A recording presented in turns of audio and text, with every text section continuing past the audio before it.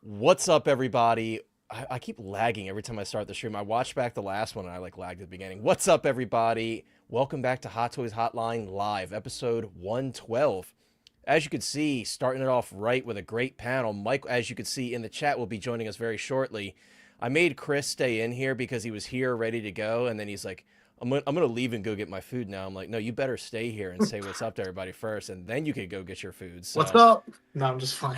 Yeah, so Chris is he's staying here just to tell you guys that he's running to go get his food because I literally made him. So Chris, you are now free to go. You have Justin and I's permission to go get your food.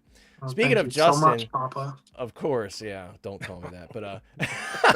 But Justin is our special guest tonight. I had to have Justin on because this was a very Justin week for figures, and all I could think about was a few of my friends, and Justin was one of them because we have a Mr. Freeze, Arnold Schwarzenegger, Mr. Freeze. Finally, what an amazing special figure, dude. And I know you were probably grinning ear to ear like I was when that one dropped. But also, Boris Karloff as Frankenstein's monster. We finally have the full reveal. The official pre-order is live. And I know you and I have been begging and begging for that pre-order date, and I can't believe it's finally here. And I think, like me, you're probably extremely pleased, so I cannot wait to hear your thoughts on it in depth. We're going to take a look at all the different editions and everything, and we're going to start the stream right with Mr. Freeze. But Justin, thank you so much for being here, my friend. As always, great to have you here on the channel. Yeah, man, happy to be here. Yeah, great week, man. It's been a wild week. Got some more news from Hono Studios. I'm sure we'll talk about that as well. Did you see the Mondo Creature? Don't you worry, I've got that tab pulled up as well. We're definitely going to talk about that because that's a surprising one too, because a lot of people are like, oh, it's a new one with alternate accessories. It's actually been updated a little bit, so we're going to talk about that as well. But yeah, classic horror, 2-in-1 week. We can't complain about that. So yeah, man, it's just cool to see, it always kind of comes in cycles, but like the Universal Monster stuff right now, especially with Epic Universe opening up this year. Yeah. We're starting to get some of these movies again. I just like how we're kind of still holding on to the tradition of like the classic stuff and also getting some newer stuff. And like I said, man, the Mr. Freeze, and I know we're going to kick it off with that, but just so many things that I guess I shouldn't be surprised at this point because we're getting so much stuff.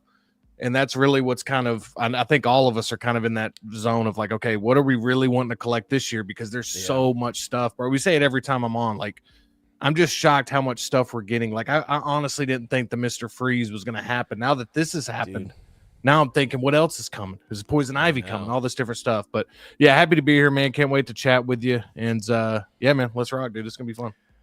Yeah, dude. And I that was kind of what I was thinking to myself these past couple weeks. I'm like, dude, this is like the year of nostalgia for these 6-scale companies. They're really pulling on those heartstrings and doing this 80s and 90s and early 2000s stuff. And it's really exciting to see because for a while there was a pretty substantial drought for that stuff, People were spending buku bucks for the old DX Arnold Schwarzenegger Terminator figures, and now we have 2 new Terminator figures and a T-1000 figure. There's just so much stuff right now to collect that's so exciting and so unique. And I think in many years, if you look back on 1/6 scale stuff, this and last year will be some of the biggest years in a long time for 6 scale variety as a whole. Yeah, dude, it's really exciting, man. And like I said, I had to have you on because I'm just so excited to talk about this stuff. And I don't know how many people will truly be excited for the Mr. Freeze, but I think a lot of people can appreciate the work that's gone into it. And like you said, it was very, very unexpected. We knew that Jazz Inc. was kind of talking about, the fact that they got the approval from Arnold and everything, but never could we have guessed that Hot Toys was going to come out of nowhere and drop that bomb on us. So I'm very grateful for it, and I cannot wait to talk about it. We're going to say what's up to some people in the chat real quick. Try my best to get through everybody, guys. I know sometimes it can get long-winded, so we're going to go through everybody. We got a lot to talk about tonight. Some, quick things, just some news and updates and stuff like that, but a lot of really cool stuff tonight. So we got Valkyrie Magnus in the chat. What's up, Valk? Thank you so much for being here. As always, a channel member and a great friend. Valk says, good evening, Connor and friends. Let's have a fun stream. I think it's going to be a great stream. Thank you so much for being here. As always, bro, I appreciate you. I hope you're doing well. We got Sneaky Figures in the house. My boy Sneaky. What's up, dude? A moderator and a channel member, a hotline hottie, saying sup to everyone. What's up, dude? Thank you for being here. Of course, you guys know Mike, a channel member, hottie beta, if you will. He will be here very shortly to talk with us. I know Mike's probably really excited, especially about that, as Justin mentioned, the Hono Star Wars stuff, the Star Wars Rebels Hono figures. What the heck, dude? Just out of nowhere. So I know Mike's probably really excited to go in depth and talk about those. We got Sid Vicious in the house saying, hey, what's up, Sid? Thank you so much for being here, as always. We got Luke Christian in the house. My dude, what's up, Luke? Thank you for being here, as always, bro. Luke says, let's go. It is a let's go kind of night. It's a very exciting week, man. It really is. And, like, as I was putting my tabs together, as I do before every stream, I just couldn't believe the stuff that was piling up. I'm like, man, I brought Justin on the right stream here because there's some really dope stuff to talk about. We got Boba Fettuccine in the house, a channel member, and the goated username in the community. What's up, Boba? Great to have you here as always, bro. Boba says, what's happening all, and hope all are well. Effing Daredevil. Dude, I haven't watched it yet. I haven't had time this week to watch it. I will be watching it, though. I almost, like, want to, like, recap the original Netflix Daredevil show and, like, kind of tease myself and make myself wait, because it's been so long since that show finished airing, so I might actually do that, but I really enjoyed the original Netflix Daredevil, so I'm sure I'm going to love this. I even enjoyed seeing Daredevil and She-Hulk. As rough as that show was, it was great to see him come back, so I've heard really great things, though. Thankfully, there haven't been too many spoilers or anything, so I haven't been spoiled, so excited to check it out. I'm glad you're enjoying it, my friend. Thank you for being here. JB says, evening, gents. What's up, JB? Great to have you here, bro, as always. Always great to see you, and I appreciate you spending your time with us. My boy FBJ in the house. I know FBJ is excited to see more about that DeLorean as it's been revealed piece by piece over the past month or so. We finally have a reveal date, so we're going to talk about that briefly towards the end of the stream. But FBJ, thanks for being here as always, my friend. We got Steve, Figures and Phantom. You got to have Justin on to bring Steve out. Otherwise, you know, it's a little spotty. Of course, I'm just joking. Thank you so much for being here, Steve, as always, bro. A channel member, a great friend, and Steve and I always mock each other, so that's me. He's mocking my YouTube shorts, saying, guys, thank you so much for being here, I Steve, didn't even as think of always. that till just now. Yeah, that's his thing with me. I think Mike says it too, though. Chunker, another channel member and a great friend. What's up, my dude? Chunker says, well, if Chris is leaving, I'm out. Good luck. Well, thanks, dude. Chris, see what you do, man. You come in here and you just leave and go get your Dude, I got to food, be man. honest. That's Yeah. that's some of the most wild stuff I've seen on a live stream. Like, I start know. the stream, saying hello, and then leaving, and then not even putting a logo or anything on that. Like, it's just the Nothing. default "I'm not here" Right. avatar. Yeah. It's He crazy, could have, bro. like, put a figure in frame or something. Been a little Yeah, bit more dude. professional. Just leave it on his collection. I don't know, man. I agree, dude. I couldn't agree more. All he get is ramen noodles in a big rush for his ramen noodles, dude. Crazy. Pedro Lopez in the house, a new channel member and a great friend. Pedro, what's up, my friend? Thank you for being here as always, bro. And I'm sure the hashtag hotline confirmed is in the chat somewhere. Yes, it is. I always got to look for it because I know it's coming. Thank you so much for being here, Pedro, and for keeping that alive. Illusion Entity in the house. What's up, Illusion? Illusion says, hey, appreciate the 11 p.m. start in the UK. I know it. Yeah, I appreciate you and Chunker and others that are viewing from outside the U.S. I know it's late for you guys, so I do appreciate you guys making the time and staying up late to watch with us. I hope you guys are doing well. That's why I like to keep that 7 p.m. EST start time ever since the beginning, because you guys kind of got, like, conditioned to that. So it's been proposed many times to change it to me, but I'm like, I can't do that to them, so I got to keep it. We got my dude Tim in the house. What's up, Tim? Tim is actually one of the admins. He started the Kaustic Plastik Facebook group over on Facebook. If anyone is excited for what Kaustic Plastik's doing beyond Justin and I and many others, Tim is, he just makes this Kaustic Plastik collecting sect of the hobby so fun because he's so excited about it. And I know he's really excited about the Mondo Creature from the Black Lagoon as well. So, Tim, we always appreciate you, bro. Great to have you here. Thank you so much for tuning in, and I cannot wait to chat Classic Universal Horror later in the stream with you guys.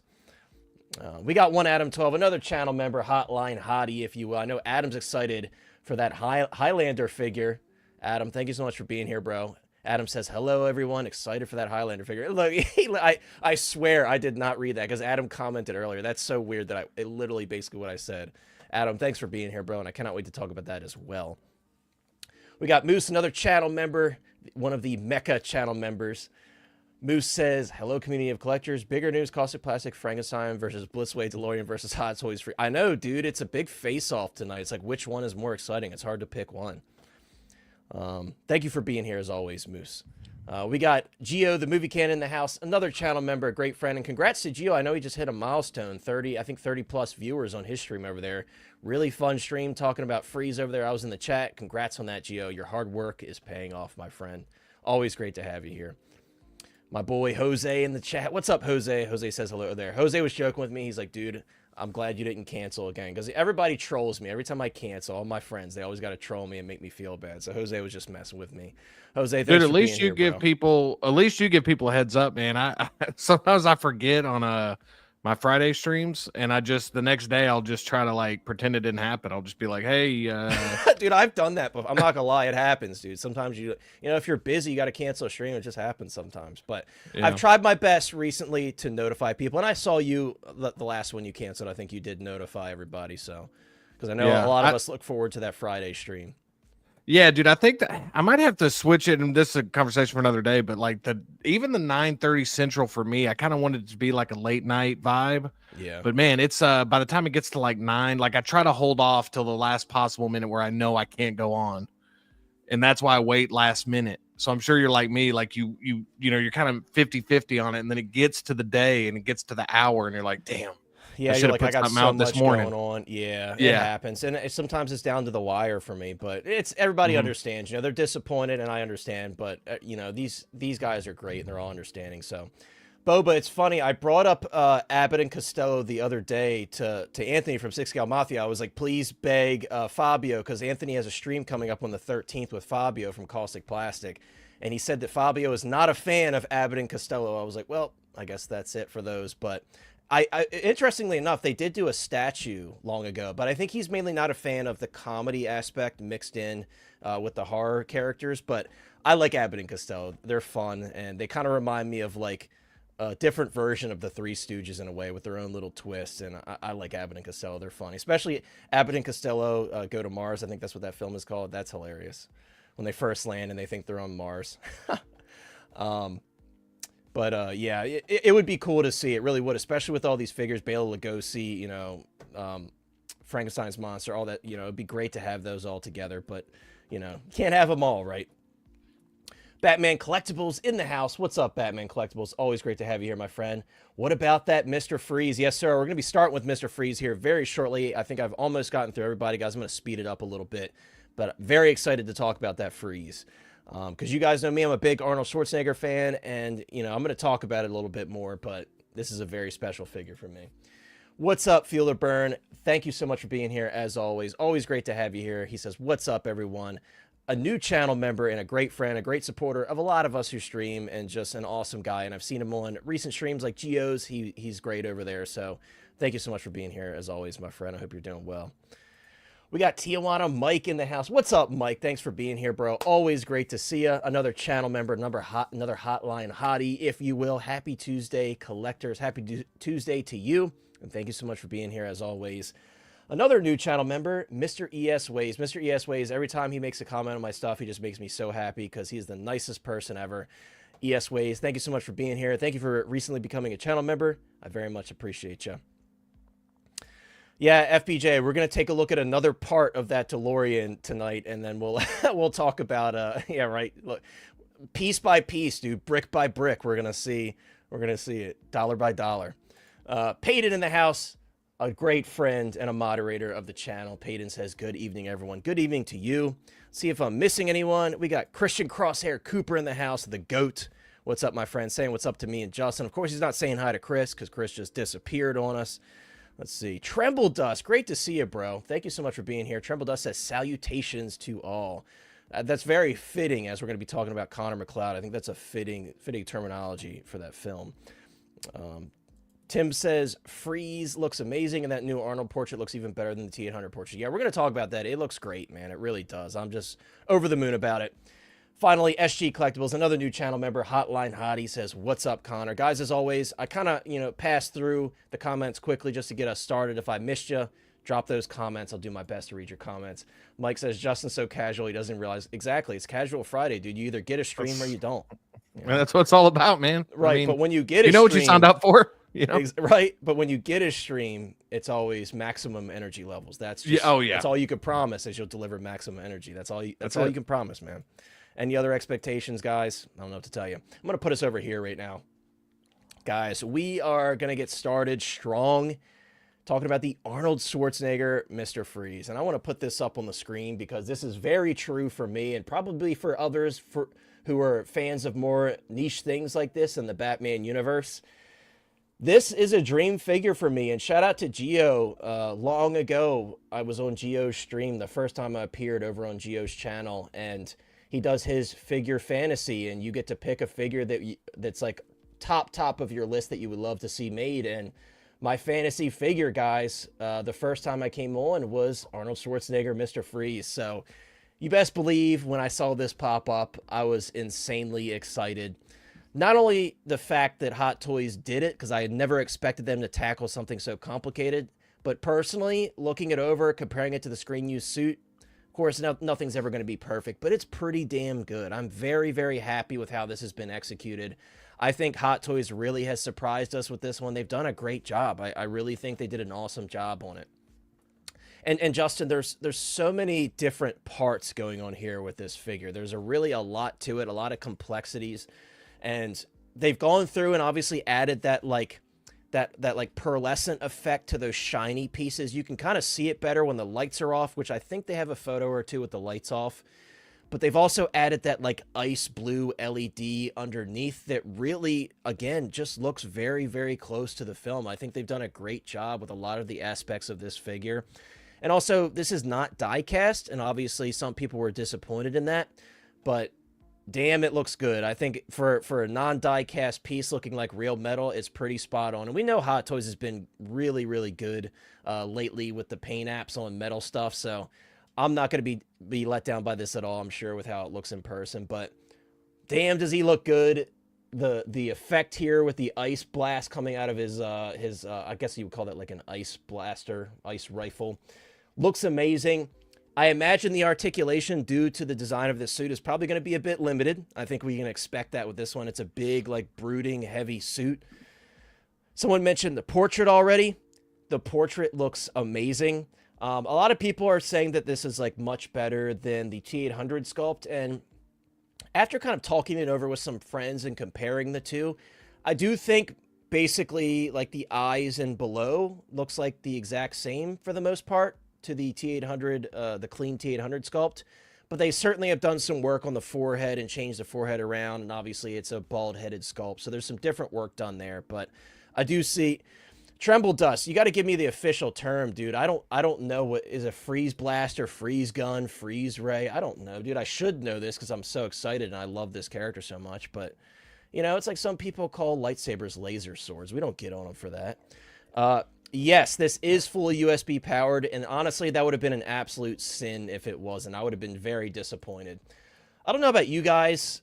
Maybe we should do a poll for this, and this doesn't even have to apply to people who aren't getting the figure. You could still answer this. Is it goggles on or goggles off for you? For me, I think 9 times out of 10, it's goggles off. I want to see that Arnold Schwarzenegger portrait in full. As cool as that goggles on look is, I'm going to be that guy. When you leave those goggles on over time, it's going to leave some sort of indentation in that brow area. So, but even still, you know, even if you don't throw that factor in, I just want to see that Arnold Schwarzenegger portrait. Not that it doesn't look incredibly cool with the goggles on, because it certainly does, but like, there's the goggles on, but then when you take the goggles off, let me scroll to a better photo. Here, there's a good photo here with the goggles off. Look at those LEDs, man. Like, it's a great portrait, man. It looks fantastic. They've done an awesome job. Let me start that poll because I'm very curious. It's going to be goggles on or goggles off. Let's see. Let me type that out. And while I'm doing that, Justin, why don't you jump in for me if you don't mind and share your thoughts on this, dude. Share your excitement on it, because I know you were probably caught off guard. Like I said earlier, when this one dropped, I was like, you know, rubbing the crust out of my eyes. I guess it was like around 1 in the morning, and I'm like, no freaking way. Go ahead, dude. Share your thoughts. I'm gonna start this poll. Yeah, I mean, I think that, you know, it just like the movie, we're getting better figures for the villains. You know what I mean? And that's saying a lot, because the Batman and the Robin, I think, look really good too. But just like the movies, man, Batman's all about the villains. And I think that hopefully, I know this is Freeze, I know this is Arnold. They just had the T800. revive, new sculpt. So we kind of anticipated that they would probably use that for something else. I personally am like you. I think other than it being blue, I think that it's pretty much the same sculpt. I mean, to me, you know, and Jazzy's got it right. I mean, that's the new, I think that's what they're going with now to sell more of these. But the only thing this could have had that would have made it better, man, is like, I want to see a button on the back that you can press and we get all those one-liners. Like, I think that's the only thing that if Hot Toys is listening, give us some of the one-liners, give us some of the dialogue. But no, dude, this looks great. I know it's only March, but by the time we get to the end of the year, by the time this actually comes out, this is definitely one of the announcements / contenders for. This has got like a figure of the year feel to it, only because, and I know it's like way early, but because it's that character, it's that version of the character that a lot of people have been waiting on and weren't really thinking they were going to get. And it's one you might not get for a very long time, if ever at all. So it's got that unique feel to it. It looks awesome. I'm still on. I mean, I feel like I've stopped saying that I'm going to pre-order stuff because I'm scaling back. But this is one that I think is more like I'm leaning more towards getting it simply because what I said. Like, I don't see them making this for a very, very, very long time. And I just, again, there is some nostalgia for that movie. It's one of those movies that's so bad it's good. And yeah, this is the highlight of it. Like, this is just peak 90s movie stardom. Just throw a big movie star at your movie, put him on the poster, and make money. And he carried it, dude. We were like at the apex of this with Schwarzenegger being in this, So yeah, it looks awesome, dude. I'm no Goggles as well. I would love to see Hono eventually do a Mr. Freeze from the animated series, or even I would love to Mondo see would probably end up doing it since they got the license right now. That's where I would want like the I can't even think of what it is. The helmet on and the goggles. And he's got like those like infrared looking goggles and the yeah, BTA, dude. Which that Mondo did do one. It was actually one of their earlier BTAS figures, and it actually sells for a pretty penny. But I would agree with that version absolutely. Like that iconic, like, he's got the ice blue armor with that infrared like looking red goggles. I would agree with that for sure. And what's so cool, man, is you could argue that, like, when the Batman Forever figures came out, you could argue that was Hot Toys just trying to get some stuff out. Like that wasn't their best foot forward, in my opinion. I'm not saying those look bad, but it was just your basic like $250, like, here it is, here's Batman and Robin.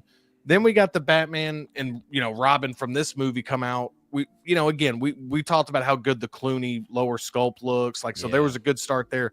But to me, man, the fact that they're going this hard for this is really, really cool to me. And I also think that there's a chance now. I would love to see it again. I know it's Arnold and they just did the thing. I would love to see Poison Ivy now, man. I mean, I know we're getting list, everything. Right? Yeah, I mean, it's got to be, man. I feel like they're going to go deep with the villains. I think Batman villains, you're seeing it with Mondo right now. Batman villains, dude, will sell extremely well. And it's just the nature of it. It's just like when Star Wars releases a villain, like everybody wants the villain from the movie because it's way more rare to get ones from like a specific movie, So anyway, I'll kick it over to you guys. But yeah, man, this looks awesome. I definitely think that this was back when they actually had the suit. Like, this was actually a suit. This wasn't like a nanotech situation like they do nowadays. That's how it'd probably be built now. So that's what's so cool. I think it translates. And, like you translates really well to a toy to this day. Yeah, man. I agree. And dude, like, again, and everybody's commented on like their thoughts on the film. I think we can all agree this movie is pretty rough, but it has so much nostalgia to it, and it's like, when you revisit something like that, it brings up like memories of just goofy fun from back in the day. And again, if you're a fan of Arnold Schwarzenegger, he kind of carried the film for me. And Uma Thurman did a great job as well, but I just loved Arnold Schwarzenegger's portrayal of Mr. Freeze. The one-liners, I know you made a joke about like having the button on the back with the kind of like the IG-12 where it goes, yes, yes, yes. And I did that, actually, the A New Hope Vader, the first version of it years ago, had that feature. But yeah, it's just, I agree, dude. It's really special. And real quick, I know Chris is about to do his grand entrance here for our boy OG fan, or excuse me, Big Dog Pound. I want to say what's up to Jazzy, OG fan. And guys, I'll address some of your comments. Jay the Grind, what's up? We will be talking about the Mondo Creature later in the stream, so don't you worry. Hold tight. We will talk about that for sure. But Chris, as he comes back, finishing his ramen noodles up, wiping his face off. Ramen noodles. He's ready to go with the belt. Was actually some pierogies. I got the Ric Flair drip going on today. I am collecting madness. The Hot Toys willing to dealing, truck UPS delivering. Son of a gun. And if you're tuning in, check that like button down below. Make sure it's not broken. Give it a good old slap. Hell, even punch it. Woo! What's up, Big Dog Pound? Woo! What's up, Big Dog Pound? Thanks for being here as always, bro. Appreciate you bringing the heat in the chat as you always do, and Chris making his grand entrance. Guys, we're going to comment on a couple figures. Great thoughts, by the way, Justin. I love this photo here. Before we jump over to the deluxe photos to show those beautiful wings that he comes with, I wanted to kind of pull this photo up because this sculpt, again, just looks so fantastic. And it's not one of those sculpts that just looks good, like inside the setting of a helmet, or, you know, some figure head sculpts like have a hat or something on it and it looks good in that setting. When this sculpt is pulled out, you know, JC Hong always posts those photos of it in hand. It looks amazing. I think my one critique, and then I'll read some of the comments, I think they need to add a little bit more of that like glittery pearlescent flake to the paint on the face. I think excuse me, So Toys on their version, they did a much better job on that. Not going to take much to do that for Hot Toys, and maybe they'll improve it. Not that it's a deal breaker, but if they want to really dial it in on that head sculpt, I think that's the one thing it's missing. But other than that, like I said, the likeness I think looks fantastic. Love the suit. This here is actually like a rubber. I actually talked to a buddy of mine, 1/6 Lovers, who went and saw it at Secret Base, and he said it does appear to be a rubber in person. Which, you know, me personally, I never had issues with the rubber on RoboCop. Obviously, it depends on your climate, but me personally, I never had issues. You just got to be careful with it. And you're not going to be putting this figure in any dynamic poses anyway, because it's going to be a very stiff suit. So I think we'll be okay there.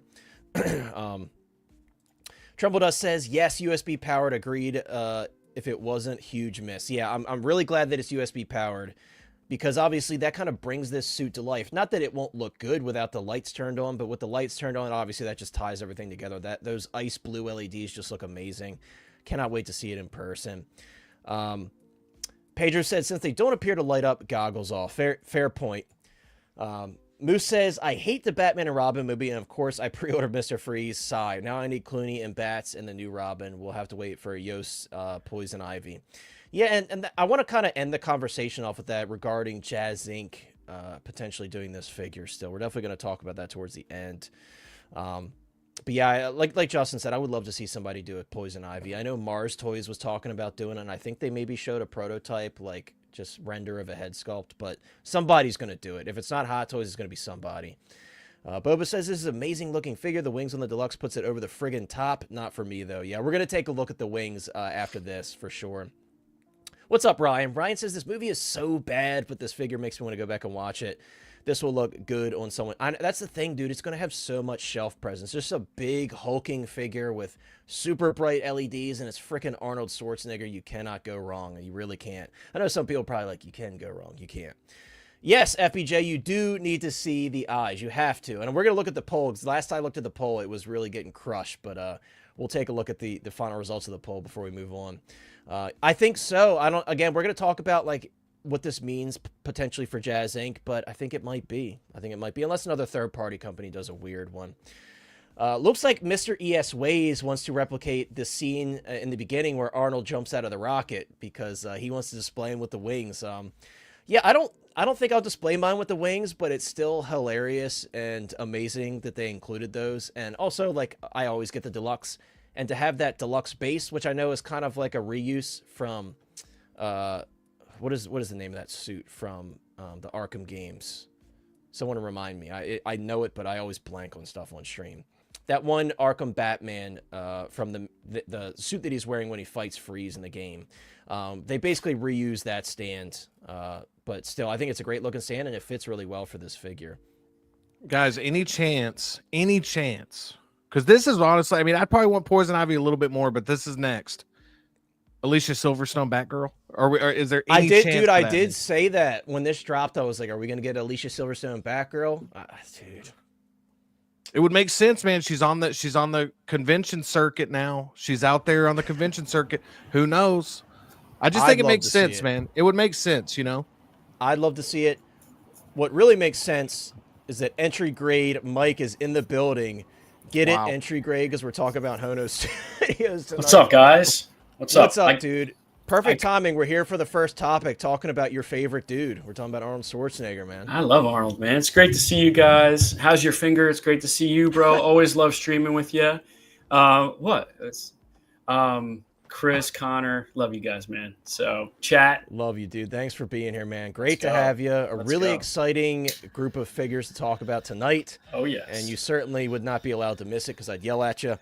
But yeah, dude, we're talking about Arnold Schwarzenegger, Mr. Freeze. What an exciting announcement. I mean, you know firsthand how many times I've talked about wanting this figure. So to finally see it come to life is like, it's like I was talking to someone else about it. I'm like, I can't believe that this is a thing. Like, it's still like, I'm in disbelief that Hot Toys did this.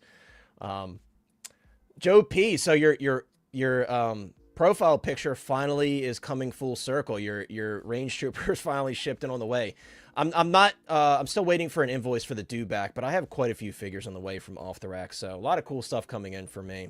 But Mike, as always, bro, thank you for being here. Great to have you as always. Wouldn't be a Hot Toys Hotline stream without you, especially not an Arnold Schwarzenegger stream, dude. I mean, come on now. We can't not talk about Arnie with you here because, you know, like, you pull some strings sometimes and you're able to get them on one of our streams. So we got to respect you. Wasn't that nice of him? I know. I mean, I'm surprised you could afford it. I mean, I didn't pay for it, so that came out of your own pocket. But that was pro bono, man. He's just, like I said, like he said on the stream, he's been a hottie for a long time. And he just wanted to come on. So that was nice of you to have him. Fair, man. That's fair. Yeah. Dirk, by the way, what's up, Dirk? I haven't had any issues so far with the plastic that Hot Toys uses that's cleared. I have had nothing yellow on me. And honestly, even with like cheaper Hasbro figures, I've seen that happen to some people. I think a lot of times people, you know, maybe are inexperienced or maybe it's out of their control. They keep stuff in direct view of UV light, and that's what mostly causes that. Obviously, sometimes it's oxidation as well. But generally speaking, a lot of that is caused by UV light, so I think it'll probably be okay. Of course, I can't predict the future.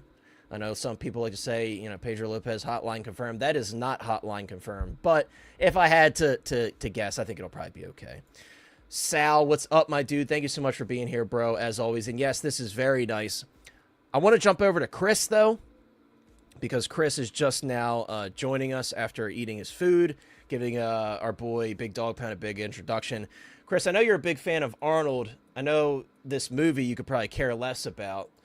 But I'm going to jump over to the deluxe one with these beautiful butterfly wings. That's what we're going to call him because he's a beautiful butterfly. Chris, being an Arnold Schwarzenegger fan, do you have any temptation to pick this one up? Or are you just admiring it from afar at how absolutely freaking cool it is and how undeniably cool it is because no one can deny how cool it is?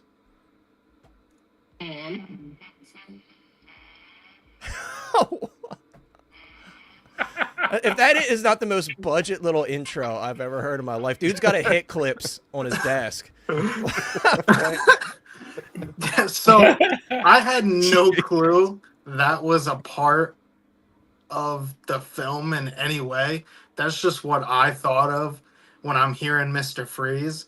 And I saw that clip of him doing that and trying to have these minion, whatever they are, sing. Yeah, his little like, he's like, come on, minions, sing. I'm like, dude, if that's not the most Arnold thing I've ever seen, I don't know what is. But it had me dying. I was like, I can't believe that I thought the same thing, and it's in the freaking film. So that alone kind of makes me want to go back and look at that.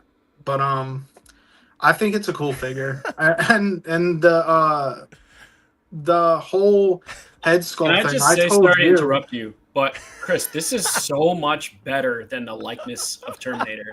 It just popped in my head, and I had that's to what I was myself. just gonna say. Yeah. Okay. Cool. Back to you. Sorry, buddy. No, you're good.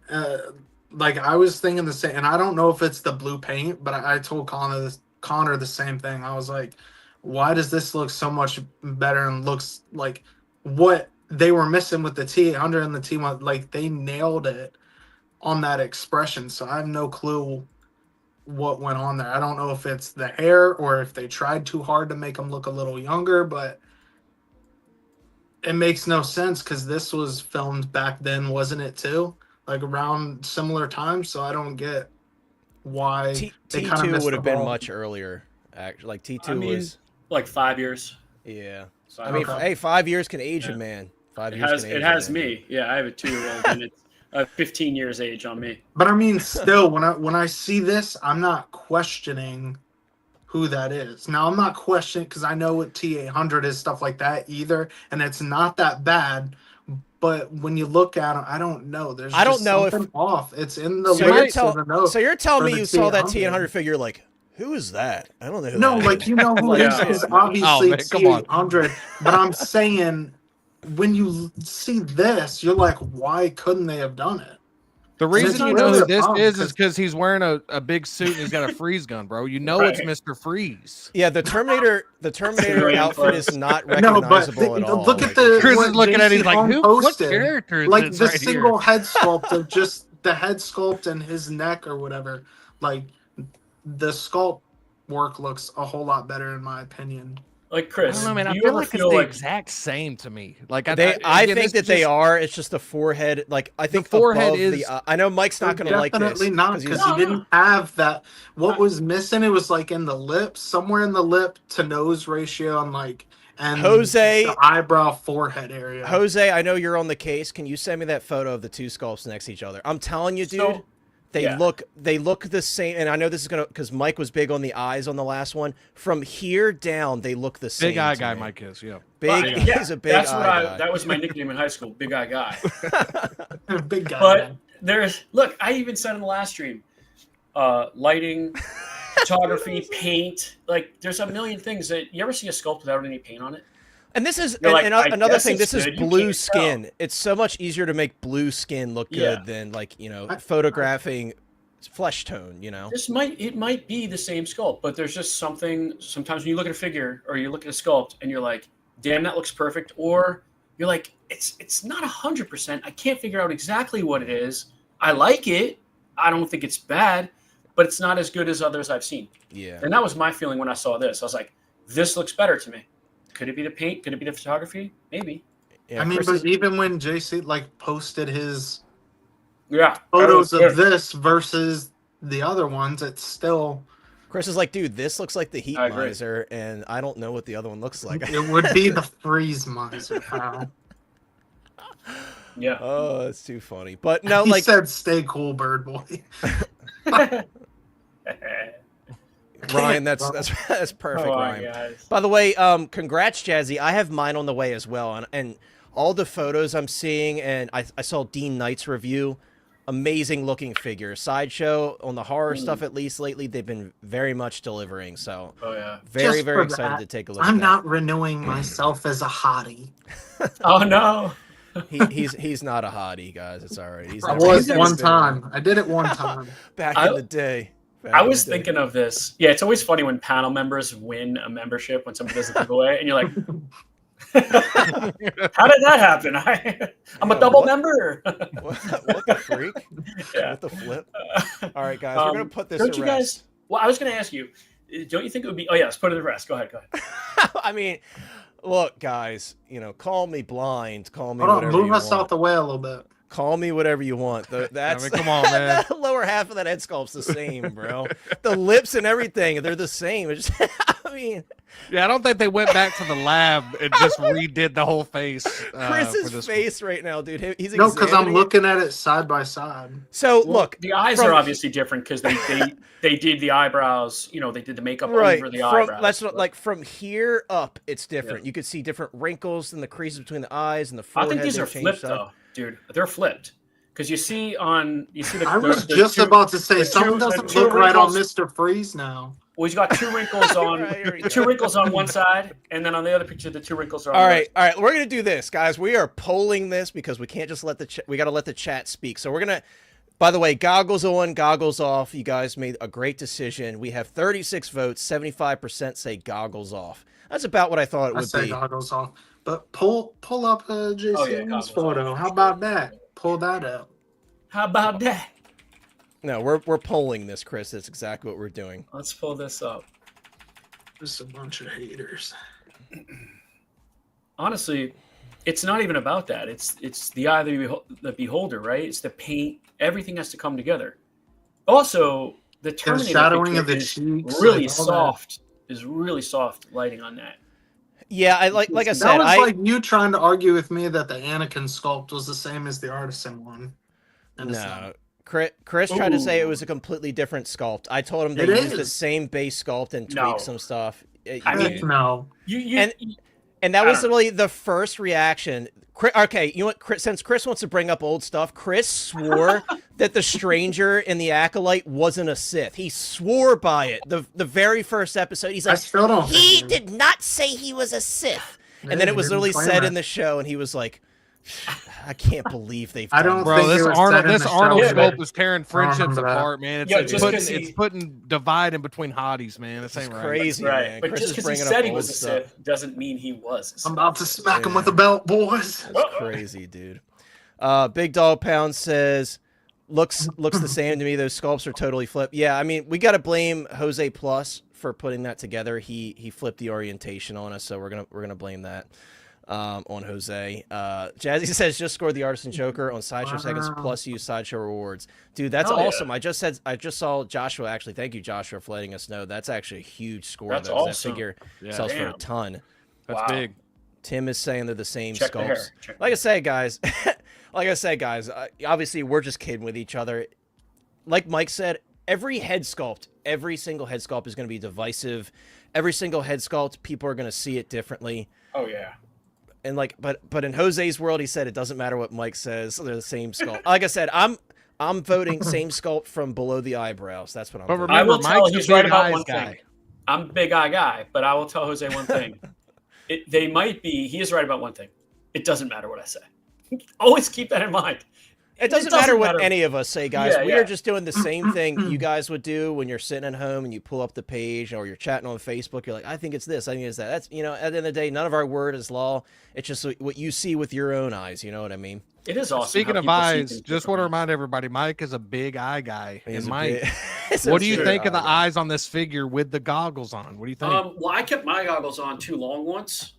Oh and man, that they hurts. What my eyes. seriously hurt. Yeah. That is wild. I wouldn't bro. trust Darth Vader looking at You this. look like the villain. You look like the villain from Roger Rabbit, bro. What is going on, dude? Yeah.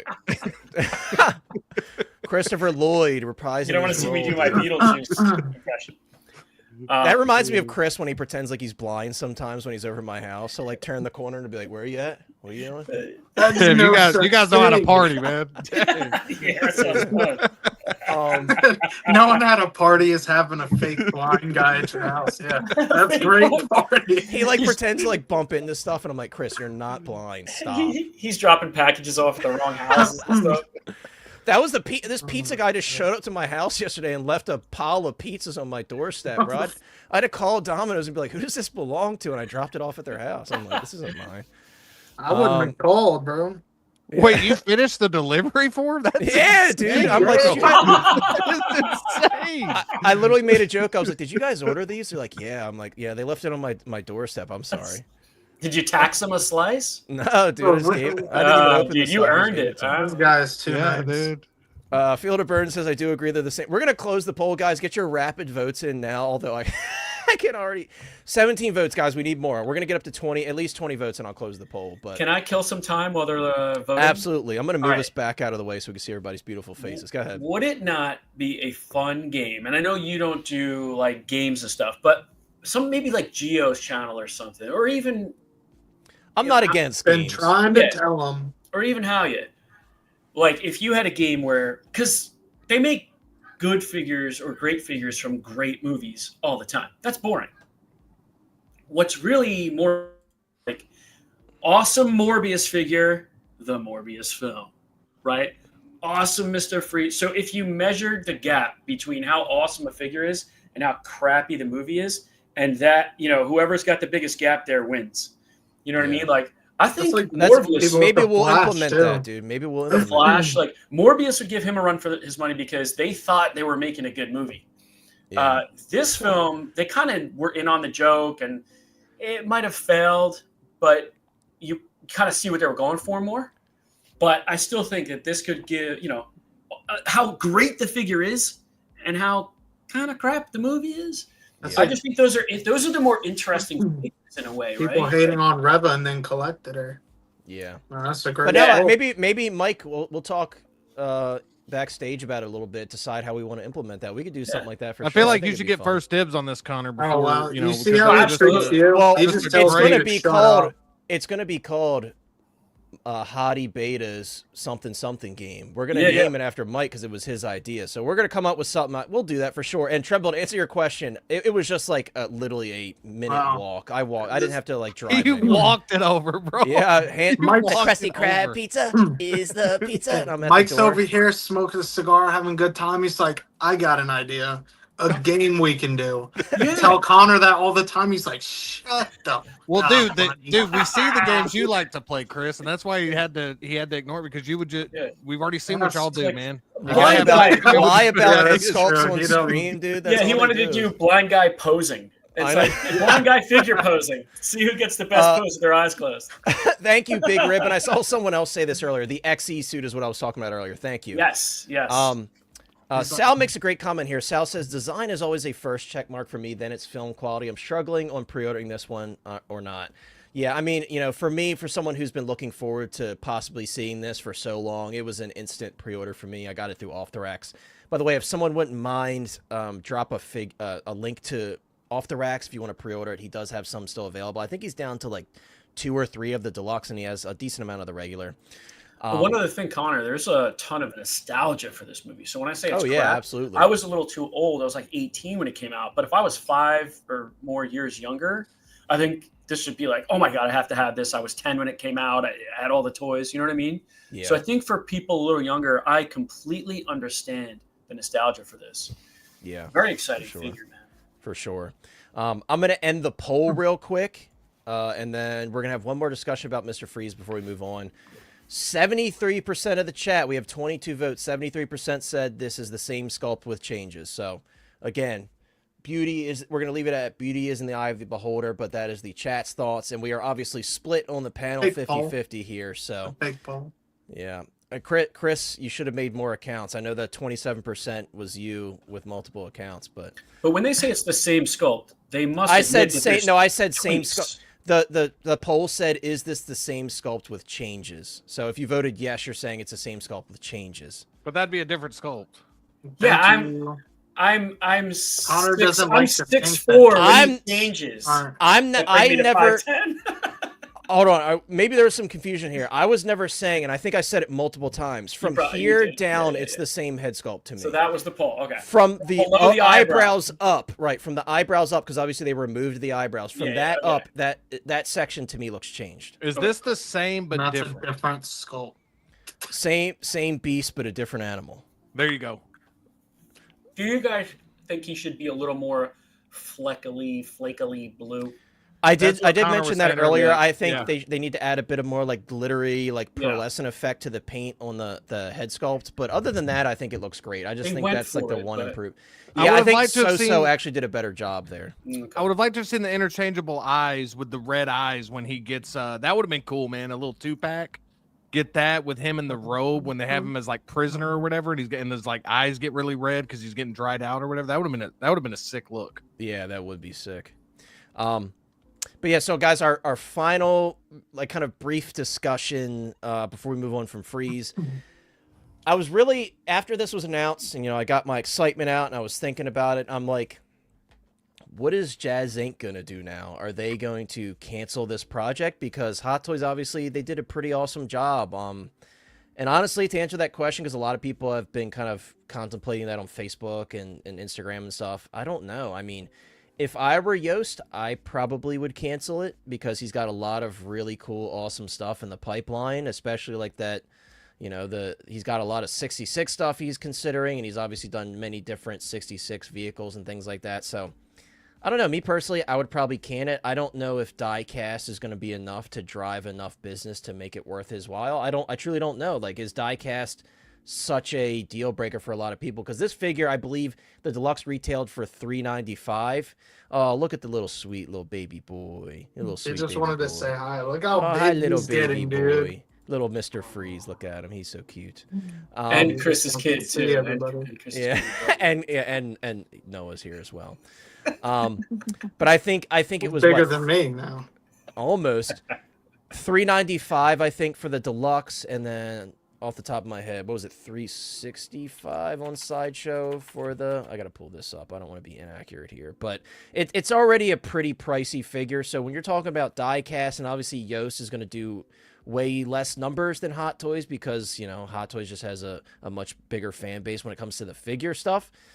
I don't know. So if I were him, maybe I would reconsider it. And that's not even like... Oh, so 385. I'm sorry. 385 for the deluxe, 355 for the regular. So some people were saying like this is super expensive. I think for what it is, I would disagree with you. I don't think 395 even for the deluxe is bad. I think it's a very difficult figure to execute, extremely difficult figure to execute. We've seen, you know, the Dragon Toys third-party figure was an absolute disaster. So this was a very difficult figure to engineer, design, and execute. So for 395, I'm cool with it.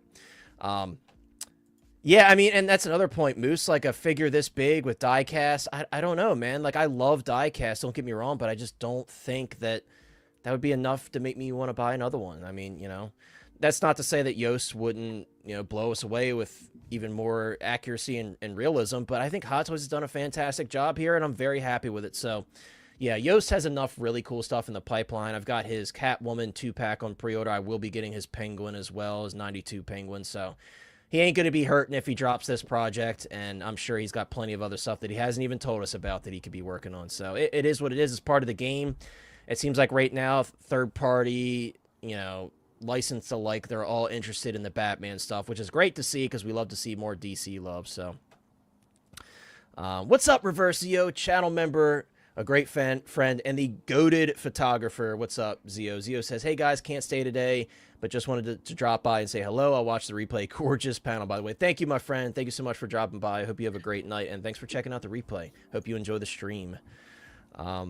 So, Connor, it's just the base and the wings, right? For the extra... Correct. So for an extra $30, which Yeah. to me, I think that's worth it, because if you were to buy like either one of those by themselves, I feel like you're paying at least $30 alone on eBay or something. Yeah, because I was going to say, you can get like ice, you can get stuff like that cheap, but you're spending money to get it. Right. Unless you already have those chat. Yeah, you win. You win. But never forget, I won on your own channel. Yeah. That's funny. Yeah, I mean, I guess $30 isn't so bad for both of those. Although, how many people would actually display it with the wings? Not me. I mean, That's again, it's hilarious. That's a weird price. That was what was weird to me, man. Is like, I just feel like it could have just been one thing. It could have just been the one release. You know, that's a very interesting like proposition. Is like, hey, for $30 extra you get these wings that really, again, I could be wrong. I don't see a lot of people using these personally. They're not really iconic to the character at all. Yeah, no, it's that's just like a brief scene that you see him use them in, and like it's a cool little funny scene, him jumping out of the rocket or whatever. But and then it's a reused space, which is not as exciting. Yeah, I mean, the the base base does look seen cool, another but... sculpt, like a more expressive sculpt or something. Yeah. That would have been way cooler. I mean, I know that would have upped the price even more, but I'm just saying, like that. I feel like that's just so weird to have those two so close together in price, and really not get a ton more. But like you said, just $30, it's like, why not just go ahead and get that one? Or if they threw in the helmet and goggles in the exclusive, you know, I don't know. That would be disrespectful, though. That would be, I would be pissed at that. But I mean, like, I think, like I said, it for me, I always go deluxe. I'm like, if I'm spending an extra $30, I'm one of those people, I just appreciate having the accessories and looking at the little details, and I just like having, even though if I'm never going to use it, whatever. You know, John Wick is a perfect example. He comes with so much shit. I'm not going to use half the stuff he comes with. It's just cool, you know. It's just cool to see. So, but yeah, so I'll be very interested to see what Yost does. Very interested. I do the same. I buy like deluxe, like the Doc Ock. I never used the red tentacles. I know you used a piece of it because of the film, which is a cool idea. I just never got around to it. And then like Obi-Wan's, Luke is a baby. That's never used, but it's just that deluxe factor. You just want everything. It's just really cool stuff, and it's like I feel like I missed out. I'm like, damn, I don't have this version with all the shit. I want everything. Because a year later or something, you might be like, damn, that accessory would have been cool for something else or whatever. No, I don't. Right. It's like the hologram table. I use that. Yeah, or like Paul Atreides, if you got him directly from InArt, you got the little mouse. I'm like, if I don't get the mouse, I'm going to be pissed I don't have the mouse. So, you know, everybody's posting pictures of that mouse, and you're like, damn yeah. it. And I'm like, oh, cool, you have the mouse that I don't have. So that's how I am with stuff for the most part. Like, obviously, for the more rare figures, sometimes you just can't get that ultimate version because it's just hard to find. But yeah, it's deluxe or bust for me for the most part. But we're going to move on from Freeze. Like I said, very curious to see what Yost does. Very, very exciting figure, guys. I'm still over the moon that this is actually a thing. But there's more exciting stuff this week. And just last night, I actually want to start with this one. Just last night, a shocking couple of announcements and a really cool teaser from Hono Studio. You know, we were worried that maybe they were kind of stuck in the Marvel frame of mind when it comes to the Hono Studio stuff, but here we are. We have Star Wars Rebels Stormtroopers, and not just one. I say Stormtroopers because we got two. We got one regular Stormtrooper, and we also got the Stormtrooper squad leader with the pauldron. I love this. I absolutely love this. I really love when things are realized from an animation standpoint and executed well. Those Sideshow Star Wars figures, other than the Cad Bane, because I really do like that figure, and the Yoda's pretty decent too, but the rest of them, I was a bit disappointed because that's what you were expecting. You're expecting them to pull them from the animation and kind of realize that as a figure. I know this is not going to be for everybody. A lot of people are probably like, cool, easy pass for me, and I totally understand that, but as someone who's a diehard Star Wars fan and a diehard Rebels fan, this kind of pulls at my heartstrings, and I think this is really cool. Is it very basic and, you know, there's not much to it? Absolutely, but I love it. I love that bucket. As someone who's a big fan of the A New Hope bucket, that's my favorite Stormtrooper bucket. I love how wide the Rebels buckets look. I love the subtle lines that they've put on the armor to kind of replicate that animation style. I think these are sick, dude. And again, I'm fully aware these aren't for everybody, but they're for me, and that's all that matters. I think these are super cool, and I specifically waited to show the squad leader second because the teaser, and I don't know, they didn't stick the teaser on both groups of photos, did they? Because I don't want to, okay, I don't think they did. I don't think so. Price-wise for this, guys, we do have pricing. I expected this to be slightly cheaper than it actually was, but I still think it's at a reasonable price point. This guy is $165 through Sideshow. This is up on Off the Racks, I think, through Off the Racks. This one is, I want to say, $180 out the door, everything included.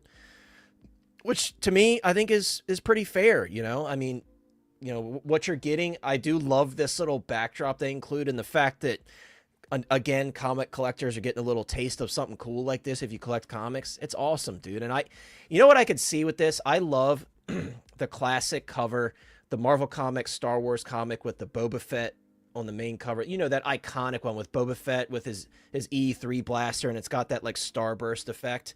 Imagine that behind, like, the Vader that was teased, or one of these Stormtroopers. Imagine how cool that would be. I don't know, guys. For me, again, I know this is completely silly for some people, and I'll see what some people have to say in the chat and what the guys on the panel have to say, but for me, I think this is freaking cool, and I cannot wait to see this in person. Spoiler alert, I pre-ordered both of these already. I had to. The moment I saw it, I'm like, Star Wars Rebels, yep, count me in.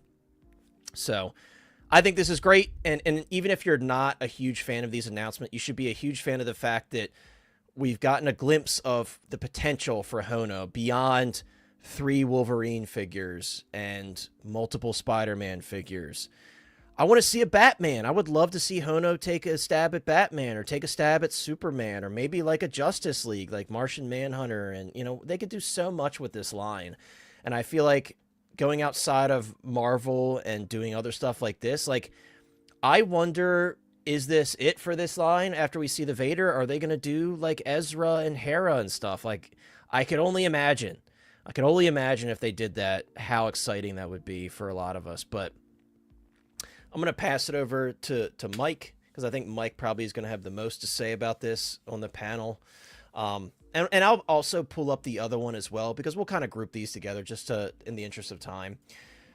But Mike, dude, like, Star Wars Rebels figures, officially licensed Star Wars Rebels 1/6 scale figures from Hono. Yeah, man.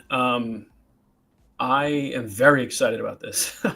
When I first saw it, I didn't see the Rebels tag because it was like early in the morning. I was like, what the heck is this crap? And then I saw Rebels, and I go, wait a minute, I get it now. And that's kind of my theme with this, what I hope becomes a line, more than just these two troopers and hopefully that tease. Yeah. Because I'll start with my only problem with it. My only problem with it is you can't mix this with anything else. So that's what was great about what Hot Toys has been doing with their animated figures is you can throw them in anywhere because they gave them a live action feel.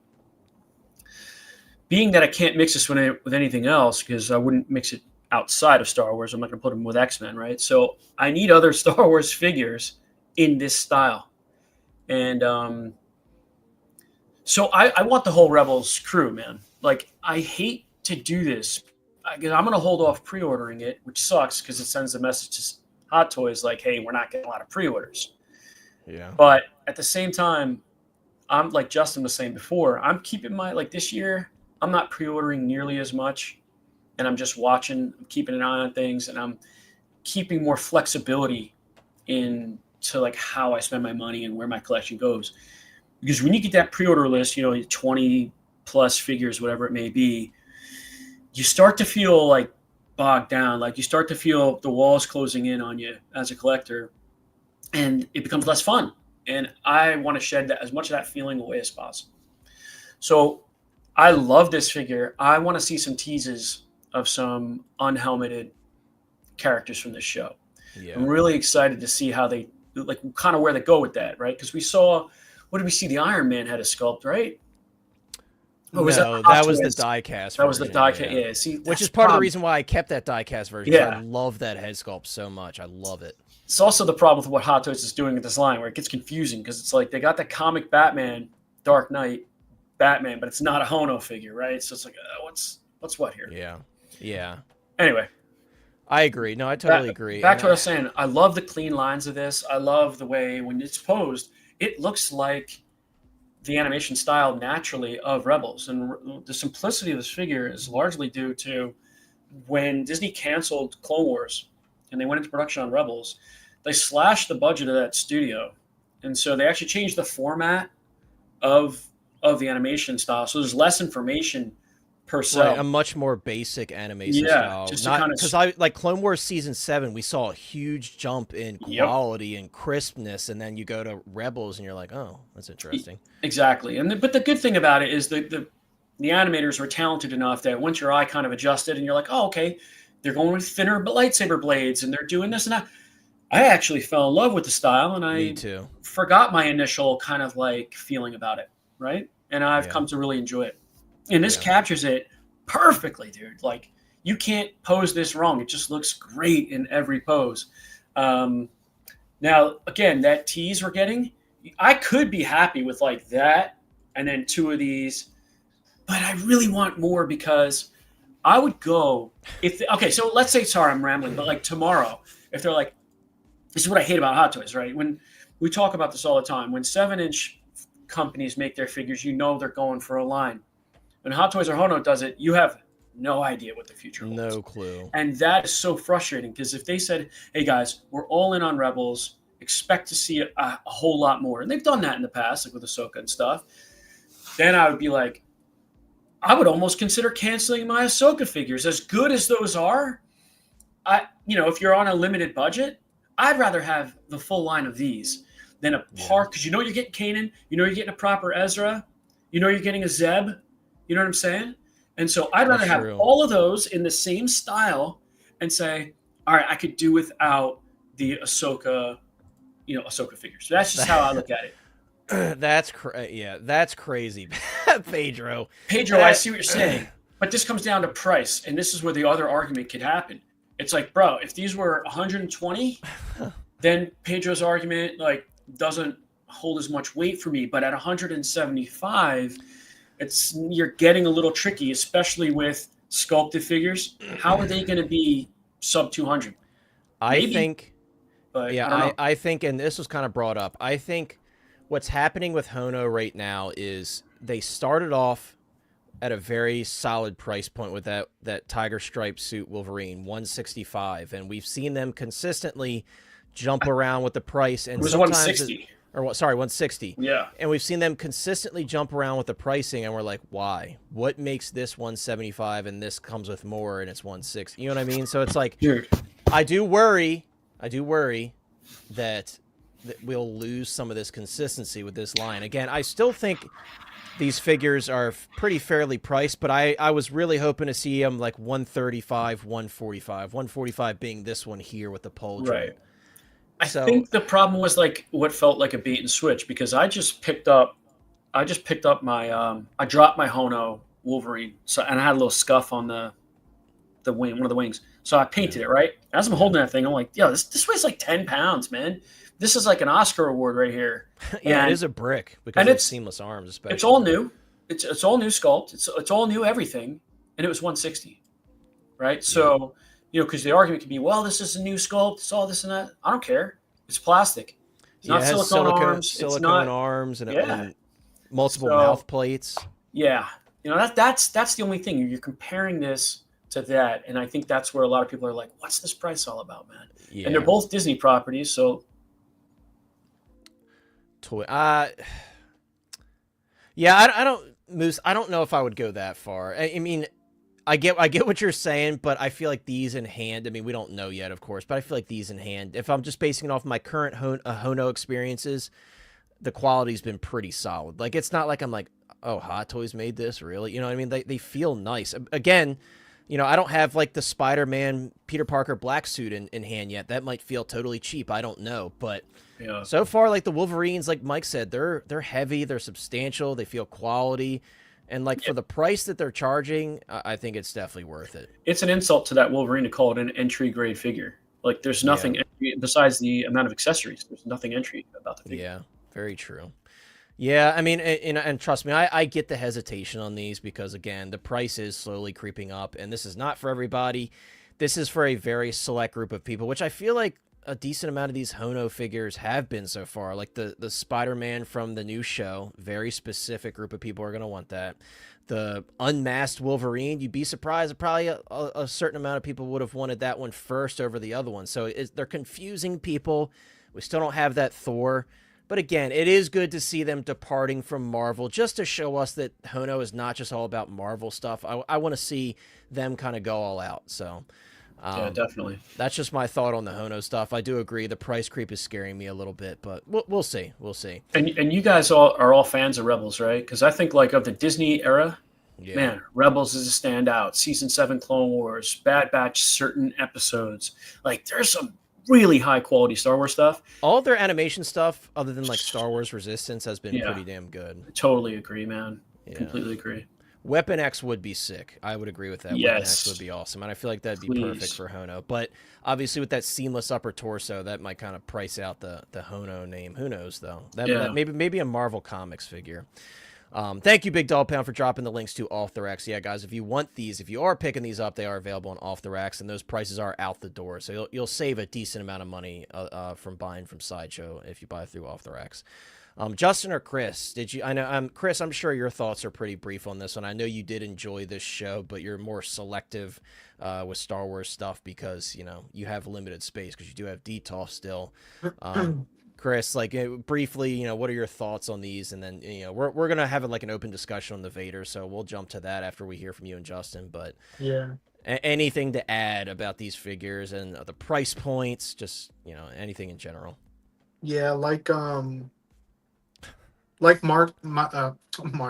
Mike was harping on about the whole collecting thing. Like I've always been selective, and I feel this year in general been way less, just because of space. But not only that, they're actually starting to do the IPs that at least I've been wanting, like, and that being Terminator and stuff like that. And then you hear these other company, Kaustic, doing like a Labyrinth or stuff that I grew up on. So it's just really cool in that nature. And that's why you got to be really selective nowadays, because you never know who's going to do it. And more people are jumping into this 6 scale game now.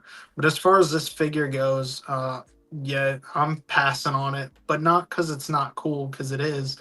I just think for the way I have my collection, there's nothing animated about it. It's mostly all live action or stuff that was in the movies or I grew up with, so it wouldn't really have a spot.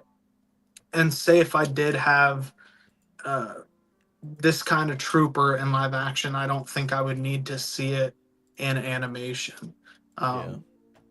Now That's fair. I'm curious to see what like that Vader does. I'm still not gonna get it, but just for other people collecting it, like will it have a USB light up lightsaber like I Hot probably Toys does, or like what are they gonna do there? I'm also really curious because the lightsaber animation style did grow on me as well watching that. I'm really curious to see what that looks like in figure form, like how cool that's going to be, or if they go vibrant with it. So That would suck if they I'm just get lazy and use the same blade thickness, Right. right? Yeah. I want to see them go all the way with it. Yeah.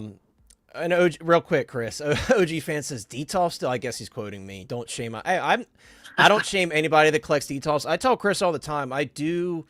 Part of me, you know, I love what I have now, but I also do miss like the cleanliness of the Detolfs. I love that like open glass look. And my girlfriend actually hates what I have now. She doesn't like the garage shelves or like the Maju spaces. She likes the cleanliness of the Detolf. So I absolutely, I know you're just My joking wife with likes me, but this too. yeah, I definitely still have respect for Detolfs, and I know, you know, that's the roots of my Hot Toys / 6-scale collecting, is I had Detolfs, because a decent amount of those used to be mine, and Chris picked them up for me when he expanded his collection. So trust me. By the way, I appreciate the $2 super chat. I know you're just still poking have fun mine. at me, but yeah, I still think Detolfs look great. It's just a Yeah. shame that they discontinued them, and then if you want to find them, you can find them on Facebook Marketplace for pretty cheap. You just have to know where to look. Is this real quick? This got a fabric suit and stuff. Yes, it I looks thought like that- it's like a cloth suit underneath. See You can now kind of see it. that like that alone, like in the price point, the paint apps would make it not toy like to me. And the Yeah. price, like you get it, and based on what you guys have said about the Wolverine and stuff, they're already starting to build a pretty good reputation. So to Yeah. go as far as like the toyish stuff or compare it like the Disney stuff, it's I think funny, that but just kinda there's a comes with way the more obvious territory. argument for Mondo stuff. Yeah. That if you want to talk overpriced and joints, that's what gets me. The Spider-Man That's why I say figures. that. Is Chris and I had a fun little laugh about that on Geo's stream. You know, and all in good fun. But Yeah, because like people who yeah. collect them, obviously you love them, they're for you. But when I compare to what the value you get with say a Hot Toy and you're paying nearly the same, Yeah. I personally don't understand it, and I'll admit that. But that's what we all do anyway. We collect what we love. It's our collection. We can do whatever we want with it. Yeah, and there's always madness and love, and we love collecting. That's right. Yeah, that's Steal right. Chris's motto. Peyton has a good point too. You know, these are probably easily passable for some people, also because it's the Revenge of the Sith anniversary, and there's probably some really cool stuff coming from that. I did receive like a list of a bunch of stuff that's potentially coming, and honestly, I read it over and I'm like, dude, this seems like BS. Like, there's so much on here. Like, the Jedi Starfighter was on there, so I'm not going to share it with you guys because I feel like a lot of it is just not plausible. But I still think there's going to be a decent amount of Revenge of the Sith stuff, maybe at least 4 or 5. You know. Do you guys think that they missed a boat, like by releasing this as the first? Like, what if they just dropped a Kanan? I think people would have lost their minds. You know. Oh, absolutely. It's tough to say, dude. There's a lot of trooper collectors out there, and a lot of the diehard trooper collectors, especially at this price point, they're going to buy a crap ton of these, and they're going to prepare for the leader of this army, which we're going to talk about here in a second. That's who I'm more excited about, to be honest. Yeah, and that is obviously, especially for me, you know, being a diehard Vader and Anakin fan, like a lot of us are. That's the most exciting one for me, and especially like the nods to the Ralph McQuarrie design with the helmet and everything. It just looks freaking amazing. Justin, I want to hear your thoughts on these troopers real quick, and then we'll jump over to the Vader tease before we move on. Anything to add in the discussion about pricing, Hono in general, what they've done here with these Star Wars Rebels figures? Are you picking these up? Probably not for me, even though I really enjoy Rebels. Like I've been saying for a while, like I have more of a connection with Rebels than I even do Clone Wars. Just the timing of when that came out and when I was watching it. So I like the art style, the animation style as well. I think it's a cool idea, but just like I was talking about with the when we talked about the Spider-Man last time I was on, and we were talking about the the friendly neighborhood Spider-Man. Yeah. If they want to go animation style with the Hono Studios or whatever, I like that. But like y'all said, I'm very interested to continue to see the price point. You know, they're still selling this as an entry grade, but I feel like 165 for a trooper and then north of 200 for that Spider-Man, you know, around that price point. You know, we talked about this on the last time I was on, Connor, so I don't want to repeat the same stuff, but I find the marketing very interesting with the entry grade language. You know, Yeah. I just think that's very like when people are spending $165 of disposable income on a figure, I just feel like that's kind of, I don't want to see entry grade, you know, Right. I just personally don't. I feel like they're using that as like a selling point, and I just feel like that's weird marketing for me. I feel like, you know, I feel like entry grade would be like a different scale altogether. You know, I think that's where the next battle is going to be for these companies is maybe 1/12 or When whatever. they say But entry, it could also be like, I don't know what the Wolverine looks like, but I guess like speckling of skin or old spots, like making it more realistic materials. I would take those materials and those arms on any Hot Toy figure. In my opinion, I think they're that good. I would, but I think this is going to be what's going to be a good comparison. When you look at the new Wolverine from Deadpool and Wolverine, like the seamless arms that come with that versus, then I'll be able to definitively say, okay, like now I can see the difference. But Mike's right, like you have like fine hairs like in the silicone, there's speckling on the skin. It looks great, like it really does. Yeah. By the way, what's up, Beskar? This is kind of what I was just saying. Beskar is one of those people. He's going all out, dude. He's buying multiple because the price point for some people is very doable for army building. Are those silicone arms too? Yes, they are. And what's it compared like to the Bane figure? I don't have the Bane. I do have Bane. I mean, I'd have to hold them up next to each other. I don't think Bane. I don't know. I don't want to say anything that's not true. So I can compare those. I think that's also a fair comparison. I can compare those. But well, and again, entry grade and high quality in the same breath. You know, that's, again, we talked about it before. I think that's what's keeping people a little at bay with this stuff. And I think if they just completely went, you know, but then again, we're seeing it with the Hot Toys comics line. Like, so like if it's under 200, we got them. But that, like, I was just gonna say something similar to all of this. Like, it's like bringing a date home to your crap for the first time. You're like, I want to let you know, the place is entry grade, but the appliances are really high quality.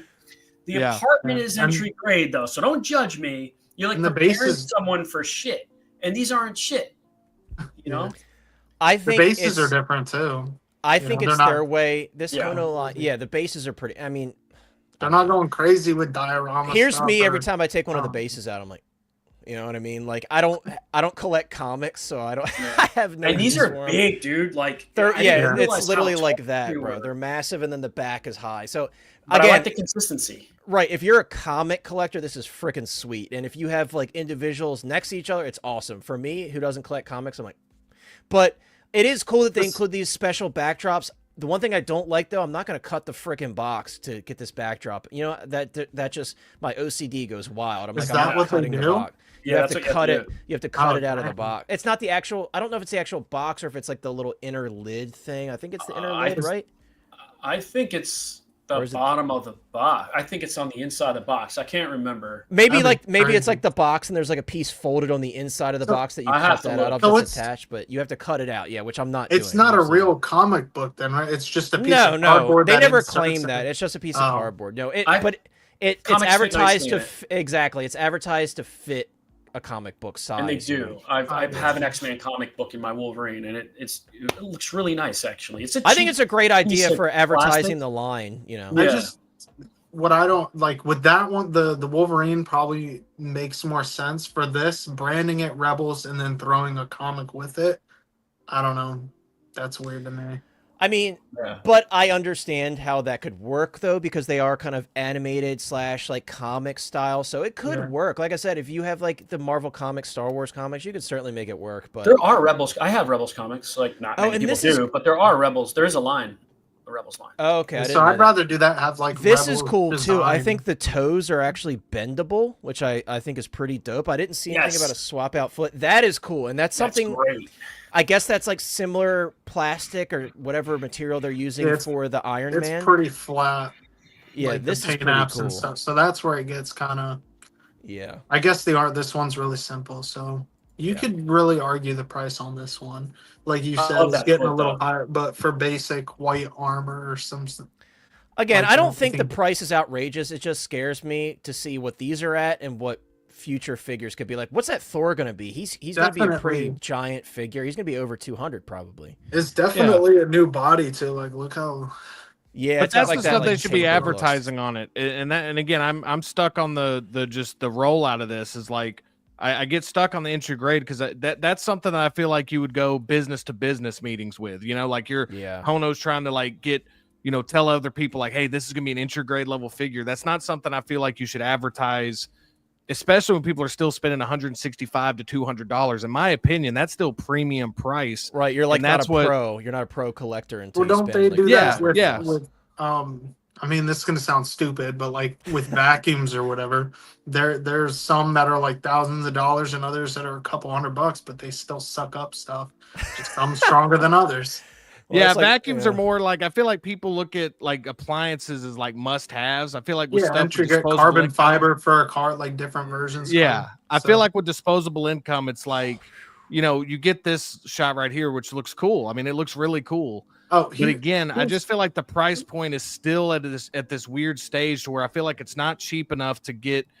I'd rather just spend a little bit of extra money and get a. I mean, you can get used Hot Toys that came out 6 months ago for below $200. yeah. I mean, I think that's the thing. You know, is like retailed though. So Yeah. Bro, look at this, man. I wish this was It's- the actual figure shot, like maybe hidden a little bit instead of a, you know. Yeah, 3D like render. I was originally viewing it on my phone and it was so Yeah, small. It was early morning. I'm like, doesn't that might look- be the actual Yeah, I figure. didn't think but it was a figure. seeing it big here, obviously you could tell it's not. But I will say what I'm expecting for this, and by the way, this is extremely, extremely exciting for me. When I Yeah. saw this, I was like, cool, those troopers are awesome. I care way more about this. Me too. I think what I'm expecting for this one, and just you could kind of look at the Rebels, you know, costume design. I'll move us out of the way real quick so you can see what I'm talking about. If you zoom in, you could see the Rebels costume design almost looks like it would lend itself perfectly to like a pleated cloth fabric. So I'm imagining, I think this outfit's going to be fully cloth with pleats in it, and they're going to call it a day, and I think that would work just fine because it's going to look very similar to how it looks on the screen here. And, you know, like Chris was saying about the USB power, I imagine they're probably going to ditch that because if they do the USB power, they're going to create a huge redundancy between Hono Studios and Hot Toys. I think if they use that with this, you're going to be very confusing.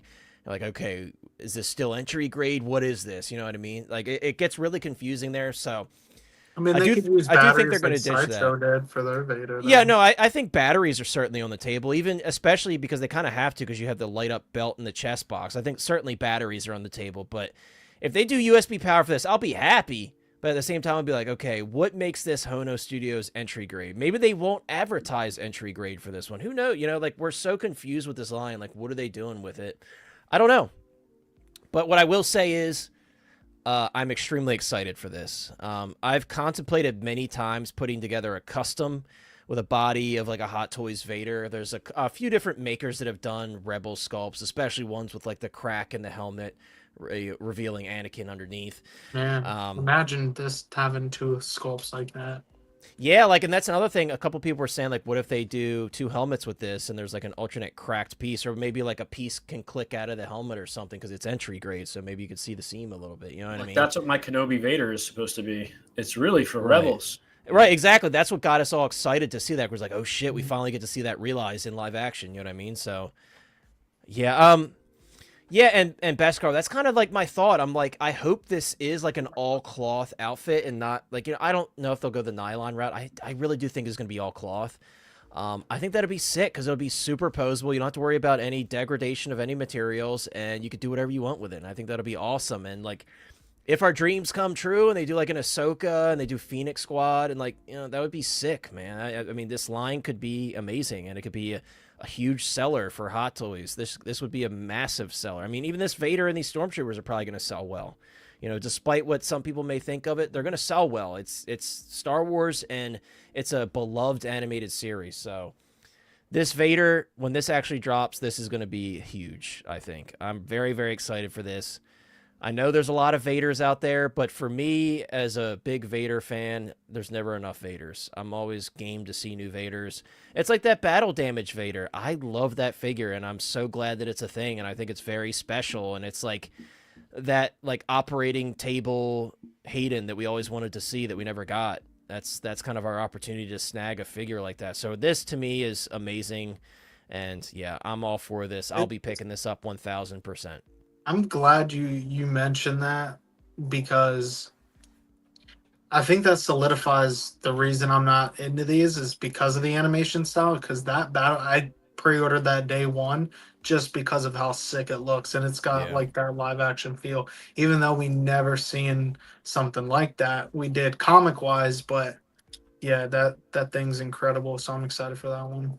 Yeah, no, it's a very good point for sure. Yeah, and Beskar, that's another great point, dude. And I know Mike would be on board with that because I know he swapped out his head sculpt on his Inquisitor for the Rebels one. Yep, I'd love to see Grand that, man. Inquisitor. And they're so the Grand Inquisitor is so like with slender, the proper too. head now. Yeah, I have a proper head on him, dude. It looks so good, man. Yeah, I want to see that. Yeah, I'll send you a picture. But man, I would love to see it done by Hono. Yeah, I agree. And Tremble, yeah, I guess I should say an even further redundancy than we've already seen. But yeah, guys, I mean, we're kind of having an open discussion on this one as we round out the Hono topic. I imagine this one's probably, if you're not like immediately like I'm getting this, it's probably on everybody's radar at least, right? You want to see how it turns out. And I will say, even though this is a bit of a render here, I don't know if this is an indication of Hot Toys telling us that they will be looking at that thin lightsaber blade, because this is certainly at least rendered to be the Rebel style lightsaber blade. So we can only hope that they go that far. But guys, and any of you guys picking this one up? Mike, I don't know if you said it already. Are you picking this one up or not? Yeah, this will be very hard for me to pass on because I've been dreaming of a Macquarie Hot Toys line, and sick, this might be the closest we ever get to a Macquarie Vader. And, so yeah, I would definitely pick this up, which would mean I'd get a couple of those troopers. So yeah, it's kind of hard to like not have them flanking him, right? Like when this one comes out. Yeah, and I could have that like in a little corner of my collection and be satisfied. Yeah. But again, this might never come out. Like that's always the fear too. So I really want to see them release this thing, man. But I like that they're having fun with Hono, because we get teases and Hot Toys, but you need like a magnifying glass. You need like a week's worth of the community sleuthing sometimes, right? You're like, is that the T1000's left toe? Yeah. So I love that this is just like boom, balls get to ready the wall, for this. Prepare for his arrival. Yeah, I love that too. It's fun. I agree. By the way, 69 people watching. What a great number, guys. If you haven't already, consider dropping a like on the stream and subscribe if you haven't already as well. I'd very much appreciate it. But yeah, I totally agree, dude. Like, I think this might be, at least for now, our one stab at like a Ralph McQuarrie inspired design. And I love the way the helmet looks. And like Peyton was saying, those red lenses are friggin' incredible. And we saw those adapted in Rogue One where they made them redder. And I just love that look. And dude, this just has me so excited. And I look at that helmet and how the light hits that helmet. I'm expecting some sort of cell shading mimicked here on the forehead as well. It's going to look sick, man. I can't wait to check this out. I really hope it gets announced soon. I really do. Me too, dude. I'm just reading the first line of Hono's announcement, and it's exploring playful collectibles with boundless possibilities. And I feel like, for me anyway, this feels like the first time that's like really realized. Yeah. Yeah, and that's the direction they should keep going with the marketing, is like, make this feel like a sandbox type of figure. Make it feel like, Saturday morning waking up, again, I know it's 6 scale. I know it's still expensive, but give that feeling. Because right now I feel like this is definitely, the whole time I've been thinking like, okay, they're trying to get people into the 1/6. I don't really think that's what this is for anymore. The more I see stuff coming out, I think this is a way to get us, people that are already collecting the premium stuff, to buy more stuff and thinking we're not thinking we're getting a deal. And we're to like, raise okay, the price of Hot exactly. Toys. Yeah, this is nothing to do with getting people in entry level anymore. It just dawned on me when I was talking. I was like, oh, this is actually kind of for the you more just expensive hit the nail on the head.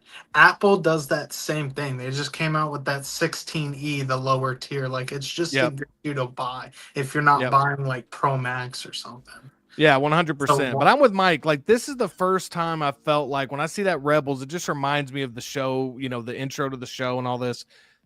I would love it if they just went all in and just made this like an animation line. Not saying they could never do it with Hot Toys, But if this was an animation line and you know, you could keep Hono or whatever, maybe, you know, whatever, but like instead of entry level, it's like animation level or whatever you want to call it.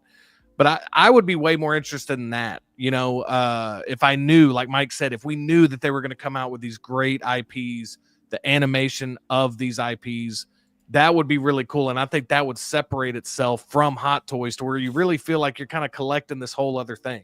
Right now, if you were trying to explain what Hono is to other people, and I think they haven't even fully figured it out yet, but just to stay on task with this figure, I mean, this looks really cool. I'm interested to see the full reveal of this.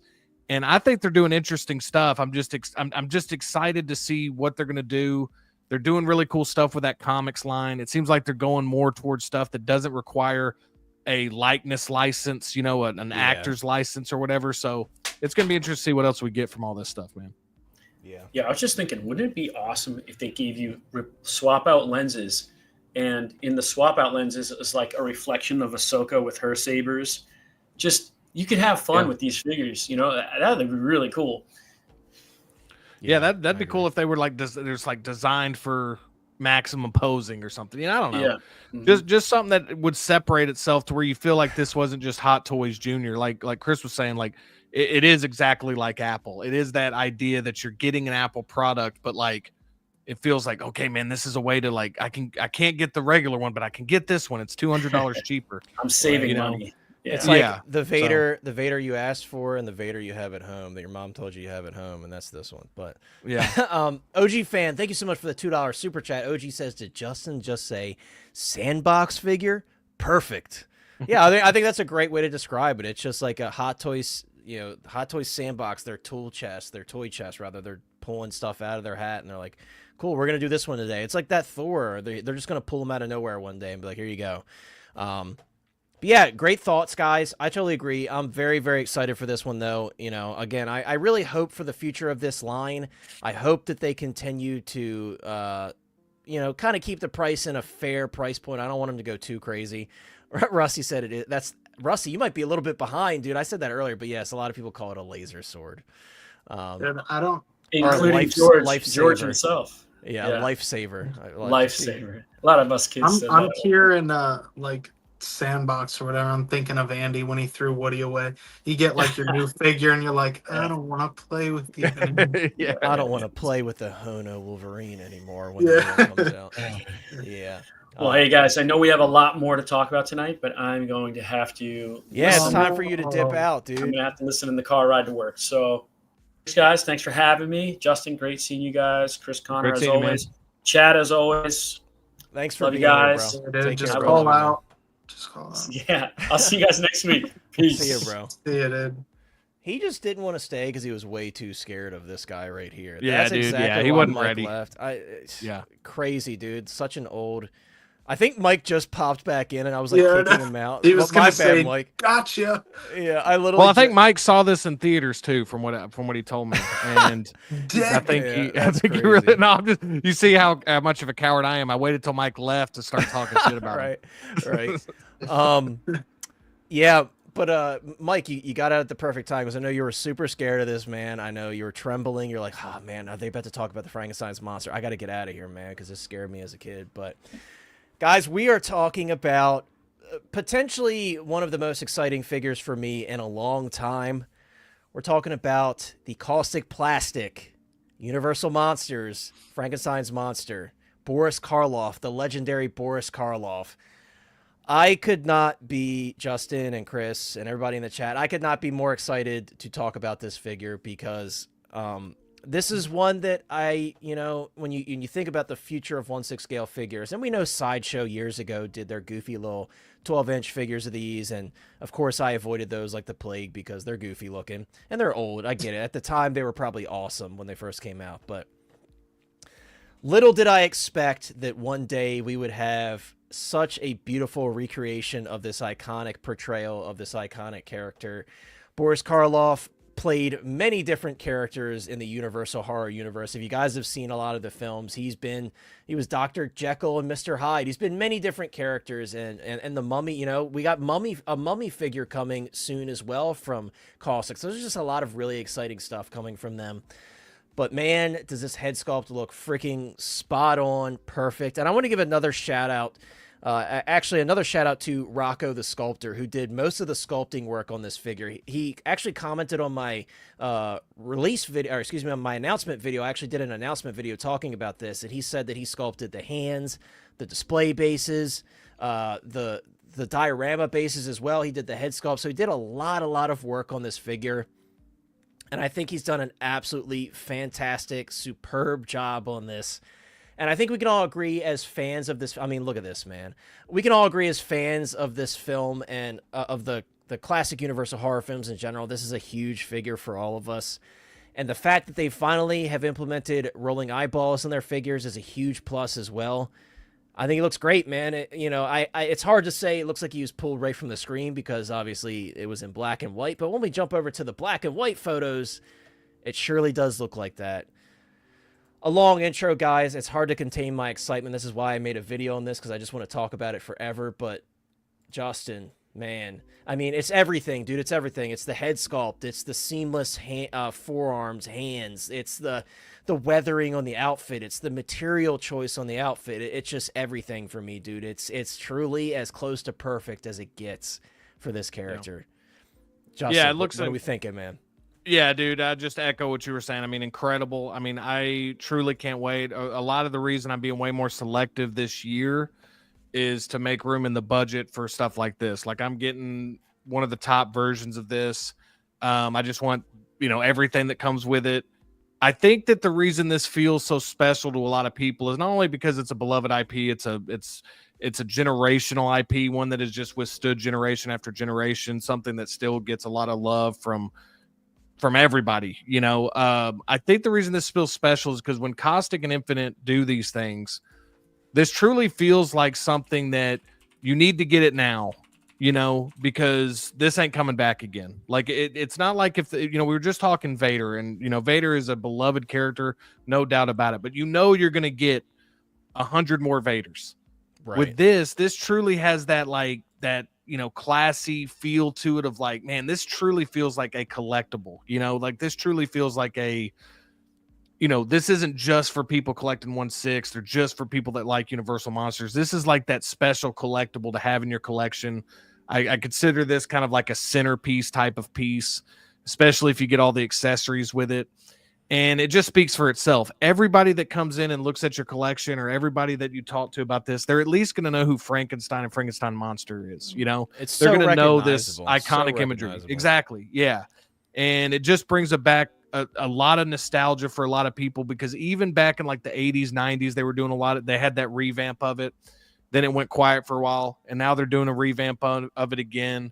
And I don't know, man. There's just so much to love about it. I've said a ton about it, just like you have. I've made videos on it myself, and it truly feels like that special piece, man. A centerpiece. I'm dedicating a whole shelf to this classic horror. We'll have Universal monsters on it. They've already came out with the Hammer horror stuff, if that's more your speed. Yeah. There's just so much stuff to love what they're doing, man. And this is just the horror stuff. They're getting into some more action stuff. We've talked about the blood sport. We've talked about all this stuff. Dude, just so for me, man, this is a company I'm truly excited when they release something. And again, Hot Toys has kind of spoiled us. Like, let's be real. Like, they're doing an incredible job because they're giving us so much stuff.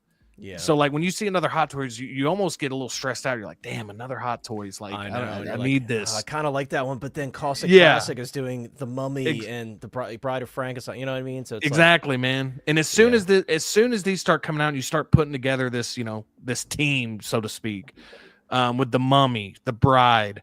Hopefully somehow, I don't know how they're going to pull it off. Hopefully somehow we get a Wolfman down the line. Invisible. We've saw what NECA has done with the line. Yeah, I know Fabio from Kaustic has said that he's very much interested in doing it. It's just a matter of how you implement it, because it's good. He basically, I think he literally said the words like, it's going to need rooted hair, because obviously you want it to look as realistic and iconic as possible. So he definitely is very interested in it. It's just a matter of licensing, and it seems like the Chaney family is pretty good with licensing. Like, they're not greedy with it or anything. So yeah, I think it's safe to say at some point Fabio is going to pull it off, and he's going to make it happen. And that's one I'm also a massive fan of Lon Chaney Jr. I just think he is the coolest dude, or I should say was the coolest dude ever, and he's been in so many classic, iconic films, and even and he's kind of like the what they call him, like the breaker of the fourth wall, because he's played every single one of these iconic characters: the Wolfman, Frankenstein, the son of Dracula. He's done, it's just talking about this stuff is amazing to me, and the fact that we are getting figures like this, like I'm looking at this photo here, Justin, I'm like, this literally looks like a still from the film. It's that good of an execution, and it's just so freaking exciting to me, man. It's well, dude, so don't be exciting. shocked. I know that it's a lot easier to get like a $35 to $45, NECA figure, but NECA did do the color version and then the black and white version. So again, I don't think Kaustic is going to do that just because of the price point, but I wouldn't be shocked either with all the marketing of showing it in black and white as well. So again, do I think that's going to happen? Probably not. I hope it doesn't, to be totally real with you, because like that would be impossible for me to collect all these in both versions. But it just looks incredible, man, and I can't wait. And yeah, exactly what Tim's saying. Like, it's truly a limited piece. It's truly one that, like, if you miss out on it, it has that built-in collector feel where the limited truly feels like a limited piece. It's not like this timed, you better get in the queue. They give you plenty of time to order it. They put it at a price point to where it's a little out of range for just a casual fan. So this is for that hardcore collector like a Tim Harvey, somebody who this is a must-buy figure. This is like you've canceled everything else just to collect this line of figures. And dude, it just looks phenomenal. I'm going to kick it over to you and Chris, man, because I could talk. I'm like you, I could talk about it all day. Dude, it's so hard to stop yourself, man. And I don't want to stop you. And you'll trust me. We'll drag you back in. But something I wanted to say regarding Tim's comment is that's something I really love about Kaustic. And no matter how many times Fabio and the team has been prodded to re-release stuff, I love that they stand their ground and they say, like, no, we're not doing that. We're happy with what we released. We don't do 2.0s. We don't do reissues. And this is coming from someone like myself who has had to hunt down some of these difficult things. Like finding the medallion for Dracula was literally nearly an impossible task. It was that limited. Like, I guess a lot of people didn't pre-order it. They didn't make that many of them. But I love that. I personally am a collector that loves the chase because I've been in many different hobbies that has collectible things, and they all have a chase. And I love that. And I love, Justin, I love the fact that it makes you feel special that, like, hey, I have this Frankenstein's monster, exclusive edition that they only made 200 of, and only 200 people in the world have this particular version, and I have. You know what I mean? Mm-hmm. Like, it's just very special. And that's why I always, like, I will say, and we're going to talk about the other two versions as well, I will say, like, Fabio clearly can tell that this is going to be a big seller, so it seems like they're making a decent amount of these to reach more people, which I love to see. You love to see more people to be able to get their hands on stuff. But yeah, great point, Tim. I love the fact that Fabio doesn't reissue in 2.0 stuff, him and the team, because that just makes these figures that much more special. And yes, Feel It Burn. I know Sideshow is jumping in as well, and obviously we have a figure from Mondo we're going to talk about next. Very, very exciting. Before we kind of break down the other two, right, and yeah, and I've seen him say that as well, Tim. I think, and I mentioned this in my video that I did on this figure as well, I think when it comes to the black and white versions, it's definitely better suited for NECA, like Justin said, at that price point. I think people say they want black and white, and then they don't put their money where their mouth is. Like Mondo, when they did their 1.0 Creature from the Black Lagoon, I remember the colored version sold out a long while back, and then the black and white version was just sitting forever. So it's much harder to sell a black and white version of a figure. Like, for example, when you're talking about like the Elvis, the Jailhouse Rock version that Iconiq did, that's just way too iconic of a look not to pick up. So that one kind of carried its own weight because it's the freaking Jailhouse Rock version. And, like, Chris and I picked that one up because it's just too iconic. Like, it kind of carried its own weight there, but that is like a niche thing. A lot of people, like, they don't put their money where their mouth is when it comes to requesting like these black and white figures. And that's what I love about Kaustic. They take a Nosferatu from 1922 and they colorize it and bring it to life. And I think that's more special than having a black and white version. That shows the amount of work they put into it. The airbrushed in veins, the creepy ass eyes, the nose hairs, the ear hair. You know what I mean? Like, that to me is cooler than just going black and white, slapping some black and white paint on it and calling it a day.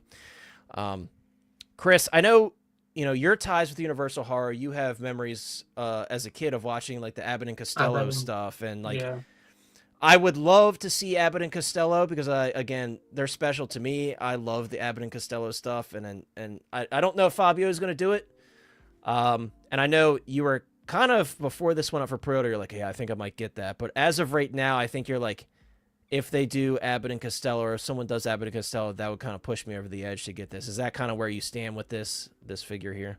Yeah, and it sucks too, because like obviously when it goes, it'll be harder. But I think when I think about it at the end of the day, I would rather have those two first, knowing like they're solidified, than getting this and then say they never make them or whatever. But and there's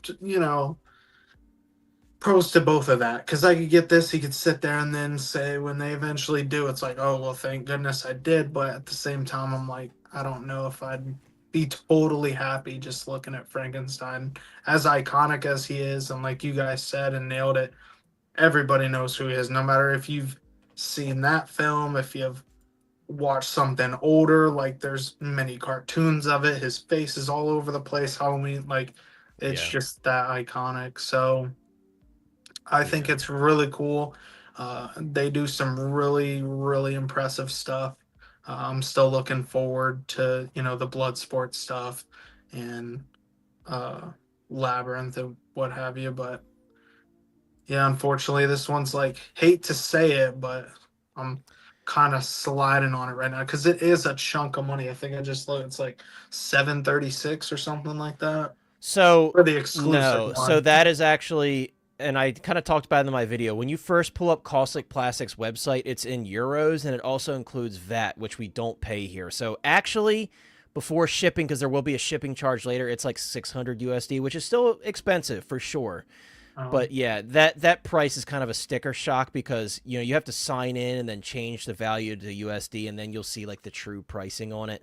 But I get what you're saying. It's still an expensive piece. I know I still back this up. I said this in my video. I don't think this figure, for what you're getting between the tiers, I don't think anything is overpriced. I know that Fabio has said multiple times this is not a cheap license to get. It was not cheap to develop, and it costs money, and he's not making as much as you think off of it. So if he's willing to deliver something that might be a little bit too expensive, but he's giving us multiple tiers to where you can spend $275 and get your Frankenstein's monster without any of the extras, I am totally on board with that. Me personally, this is so special to me. I jumped on the exclusive. I did pre-order the exclusive version. I just had to. I'm like, this is... And even if I just use the doorway, I don't know if I'll take up the space for both those pieces.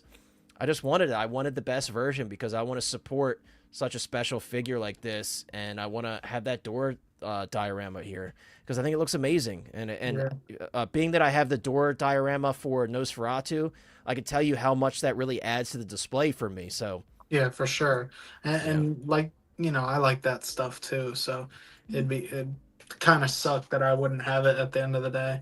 And like, I feel like that about Dracula. Like, I already missed Dracula too. So that part sucks if those, Abbott and Costello figures came.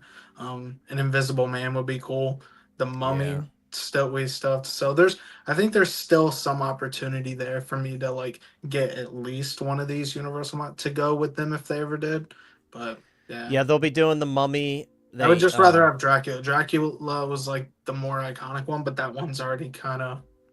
I will say the Bela Lugosi Dracula actually does not resell for that much. Like, it's not in a bad price range. Like, I was actually checking for a friend the other day because he's like, dude, he's like, I hate you. You're getting me on these Universal monsters. And I was like, well, let's look up pricing for Bela.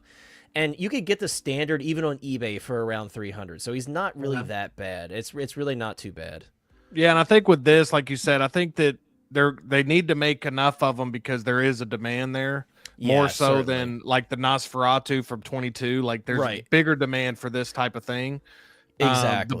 The Bloodsport figure to me is going to be one that like if you don't pick it up, you're going to really regret it. Like I think you'll regret this too. But I think you can get just Frankenstein.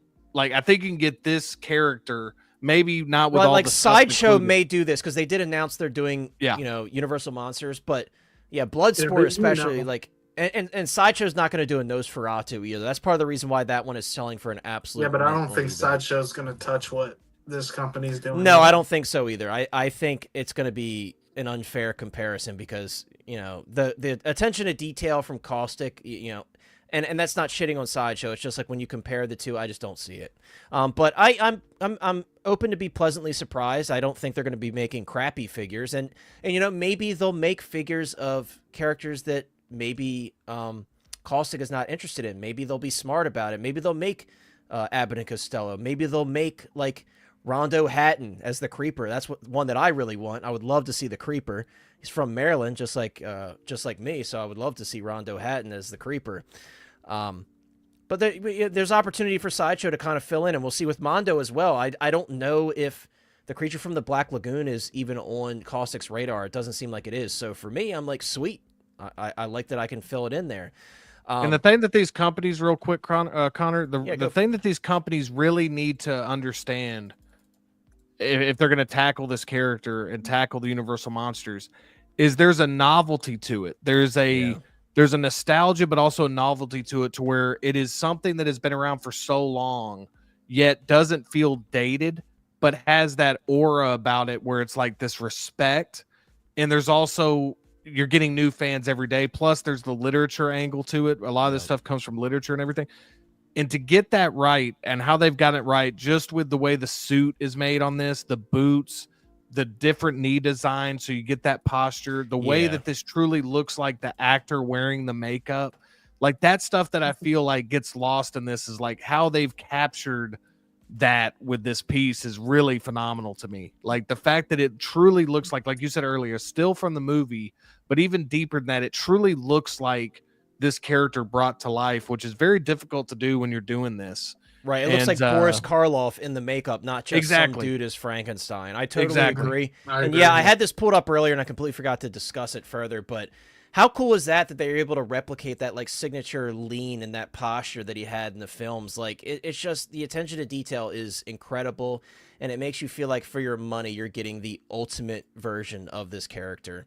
Something I want to point out we didn't discuss, just the different versions, guys. So when you get the exclusive version, you do get both of these pieces here. So Fabio said, like, collectively, this is the biggest diorama display they've done, because they do actually click together. You know, we were hoping like in our Harry Potter bases would click together.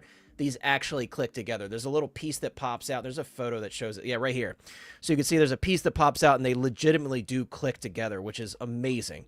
Love to see that. Again, I don't know, and I mentioned this in my video as well, that's a lot of depth. I don't know if I'll do both, but I will certainly, if I have to pick one, it'll be the door. I just love the door. You know, I just remember those scenes of Frankenstein busting through the freaking heavy, and massive. And Connor, you can even have this. You can even have this to where in your shelf, it's like you're watching Dracula from the side, or Frankenstein's monster from the side going through the door. You could actually probably do that. That's a great idea. Yeah. If you really, you know, because we've seen it with like the different, you know, the Phantom with the piano. Like a lot of these are going to still look really good, even from like a side angle, which is really interesting. Yeah. And that kind of plays on the fact that they especially design those knees. That's a great point. You look at it from the side, it's going to look freaking awesome, man. And you can almost make it look like he's like chasing somebody with his hands out and put someone on the other side of the door, like a random figure of just a dude or something. Or maybe you can get a custom figure done of Dr. Frankenstein, you know? Yeah, put that Mr. Freeze in here. Hey, put Mr. Freeze. Right. There you go. Throw him in. Why not? Another thing I want to mention that I love that Kaustic does is every single base they do is embedded with magnets. Even if it's one of these diorama display bases, they all have magnets embedded in it, and they are great magnets. And I know Fabio said on Mafia's stream the last time, he's like, we're not going to say what we do because that's going to give away our technology, but essentially he said we have a very specific way of doing it that makes it so good. And I'm telling you, I've never had a figure fall over. Never. And I have multiple figures from them, multiple diorama bases. I'm telling you, they do a great job. So no questions. It's going to be awesome. If you get the mid-tier version, the deluxe, it does just come with this piece right here. You do get the chair, but you do not get the actual doorway diorama. And then I think also only with the exclusive version, you get a t-shirt, which they've been doing for a while. I have like 4 or 5 of them. I love them so much, and they're like collectible to me now. I just keep them in the plastic. I don't wear them. Maybe I will one day, but I've got t-shirts of every figure I have in my collection. And even if I've been lucky. Even if it said the t-shirts were sold out, they still sent me one anyway. So love the t-shirts. They're really cool, and it's a nice little added gift, and it's like specific, you know, because there's only 200 of them, you know. If I've seen a couple questions about figures that are coming up. Confirmed right now, we have the Mummy and the Bride of Frankenstein, and I know Rocco the Sculptor is also working on the Mummy. I'm hoping that's going to be a 2-pack, because if you guys are familiar with the film, you know there's a version of Boris Karloff where he's like kind of not looking like a corpse, where he's got more life in him and he's pretending not to be who he is, and then you see him like wrapped up in the burial cloth and everything. So I'd like to see a 2-pack. I think that's kind of essential, and I think that's probably what we'll get. I think Kaustic has been pretty good with 2-packs where it's warranted. I think we'll see a 2-pack. I think we'll see. And I want to have a different. Yeah. Yeah, and I just was gonna say, man, I want to have a different lighting. I feel like for this shelf too. Like I want to have a different, moodier lighting. Does that make sense? Like I wish... maybe like a darker, like yellowish lighting would look sick with these. Yeah, like, I mean, I know that right that here was in the almost. price. Like you can see how it's Exactly. falling on his face. It looks fantastic. Yeah, and I think the price would even go even higher, so maybe that's why they're not doing it. But yeah, I feel like just having this with regular lighting with all your other figures, I don't know, man. I'm gonna figure out a way to put some different, warmer, moodier lighting. I feel like just to match that aesthetic of like, you know, a lot of that stuff was like at nighttime. They were using a lot of like either torches or candles. You know, like you said with Lugosi, the candle. You know, stuff like that. That's a sick accessory with the cotton that makes it look like it's on fire. It's really sick. Yes, an OG fan, that's another thing I was thinking too. Like, you could use this diorama and put multiple characters. I mean, you could make it fun. You could have like Frankenstein chasing Dracula and have Dracula on the other side of the door, and like Frankenstein's reaching through the door. I just love this base. I love the depth to it because you could do so much with it. Yep. And yes, another great point by Tim. Something that they've been doing recently, you can get these both pieces separately, but when you do the math, it makes more sense if you want both. Just buy the whole figure set. But yeah, right now they are only available through Kaustic Plastik Direct. If someone wouldn't mind dropping a link, because I forgot to get that, you can pre-order them directly through Kaustic. They will be up on Sideshow, Big Bad Toy Store, everyone that carries them, 1/6 kit next week. I'll try my best to get a code through Kit for pre-ordering this. I'll ask Kit. I'm sure he wouldn't mind doing it. If you want to pre-order this directly through Kaustic, I know 6-Scale Mafia has a code. I do not have a code. I'm trying to get one. I reached out to Fabio. I haven't heard back, so who knows if that's going to happen or not. But if you want to, I think it's code MAFIA. That saves you 10% off, so shout out to Anthony for getting that code. I did not get to enter that, unfortunately. I already had pre-ordered it, and then I saw Mafia's post, and I'm like, fuck, I didn't save 10%. We need the codes, Connor. We need the codes. I know, because dude. Why would they give it? I mean, we're pushing it anyway. But yeah, man, Hot Toys Hotline. Let's get it to the hotties, man. Let's get a code for the hotties, dude. I asked Fabio. It's in Fabio's hands, man. I know he's probably really busy right now, but if he gets back to me, guys, I got a code for you. But again, shout out to Mafia. Mafia's got a code. Use code Mafia, you get 10% off. Ario, great to see you in the chat, guys. Ario is the coolest dude I've ever met when buying 6-scale stuff. He actually does work for Marvel Comics, and he does Star Wars stuff. He actually did a lot of the illustrations for the High Republic comics. Like, he's an artist, and he's an amazing artist. Ario, I don't know your Instagram handle off the top of my head, but he just posted like a Spider-Man cover that he did, and I'm telling you, he's insanely talented, and he's done work for some big companies. So definitely check him out. He's the most humble guy ever, because I was just buying something from him. I was actually buying a Kaustic Plastik item from him. And we got to talking, and I looked on his Instagram. I'm like, dude, you're like kind of famous, and you know we're buddies now. And Ario, I appreciate your bit for hanging out in the chat. It's great to have you here. And yeah, Ario is extremely talented, and he may have drawn some stuff that you recognize, especially if you read the High Republic comics. And he does amazing stuff, and he's like the most humble guy ever. So Ario, thank you for being here, bro. If you want to drop your Instagram handle in the chat, I would be honored, because people should check you out because you do amazing work. So it's great to have you here. Dirk, you're jumping ahead, bro. So yeah, we're gonna end our discussion here on Frankenstein's monster. I feel like we've covered it. We've gushed enough. I hope we gave you guys enough information to decide to pre-order. And Ario, I'm glad that I could basically force your hand into getting the pre-order, because this is an exciting one, dude. And I know you're kind of a fan of everything like I am, and especially classic stuff. So I'm glad you made the pre-order. Yes, you need space. If you're getting this big diorama, it's going to surprise you how much space it's going to take up. Especially, again, it's the depth. That's the biggest thing. If you want both pieces, it's the depth. Thank you, Chris. Chris, that's crazy. Chris beat the mods in the chat. You guys are usually so fast. Thank you, Chris, for dropping that link. You forget I'm a mod too. You are a mod. I got to give you credit. I get for what that. you mean, though.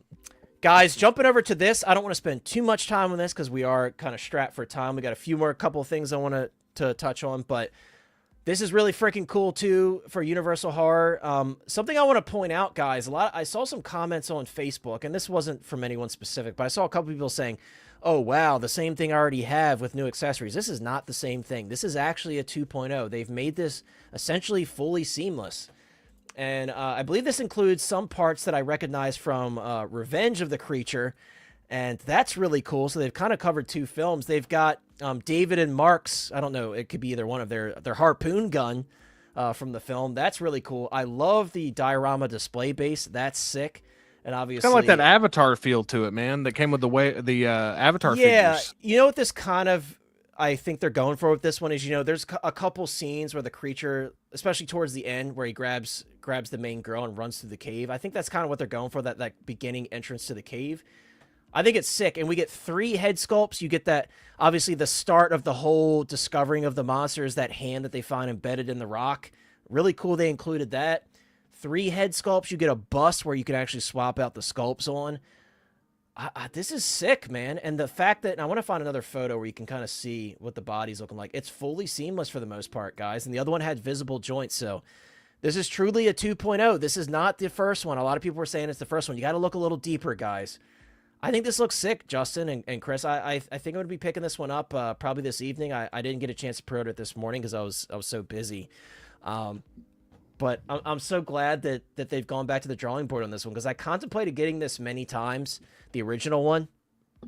And for some reason, it was just holding me back because I wasn't a huge fan of the joints. That's kind of my biggest complaint with Mondo. And they've kind of shut me up with this fully seamless figure. So I'm really excited to check this out. The pricing is actually pretty fair, too. This is up right now. It's a timed edition. I don't know the exact amount of time. I don't remember the end date for it. I think it's like maybe the 22nd or the 23rd. It's a timed edition. $275 for 3 head sculpts, a diorama base. I think that's pretty fair.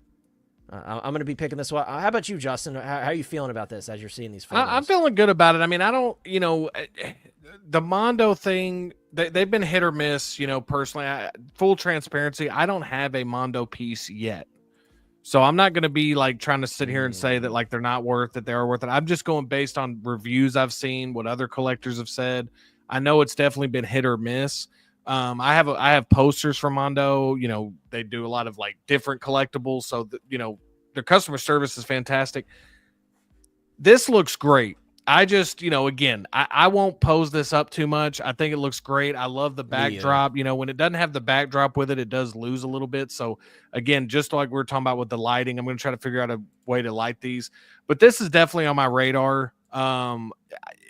I don't feel like is this just a timed edition, or is there a timed edition and then a regular edition? There will be a timed edition, I'm sure, that has less accessories. And okay. Yeah, Tim, thank you for correcting me. Tim says that base is actually an homage to the old Aurora model kit. So maybe that was the original inspiration from the Aurora model kit, but he's saying that's their reasoning for doing that particular base. That's pretty cool. I didn't know that.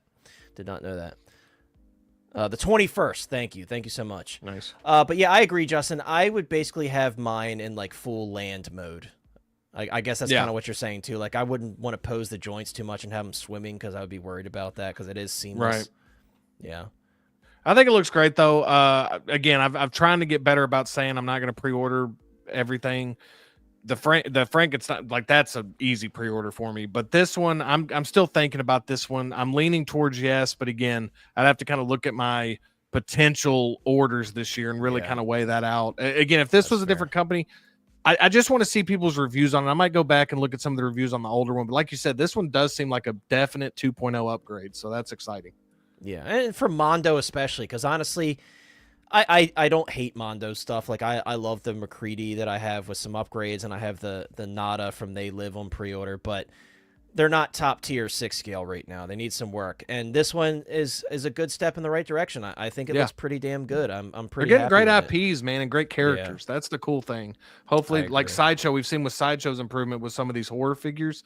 Hopefully, Mondo does that even more because, like I said, if they can figure that out, man, I mean, I'd be buying a lot of stuff from them for sure because they got care, like you just said, what They Live, like having a Nada, like that's awesome. I agree. Chris, I'm guessing you have no skin in the game on this one. Chris is like, he's like, please, can we get the DeLorean? Those were man? my exact words. Yeah, DeLorean, please. Well, Chris, you should be if excited. it's Mondo, though, I'm kind of hesitant. Yeah.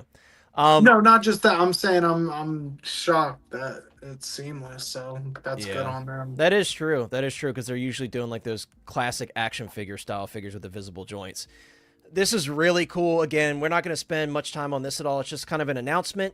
This is Connor Macleod from Highlander. This is sick. This is a very unique IP, and Iconiq has been a bit on the quieter side with announcements lately.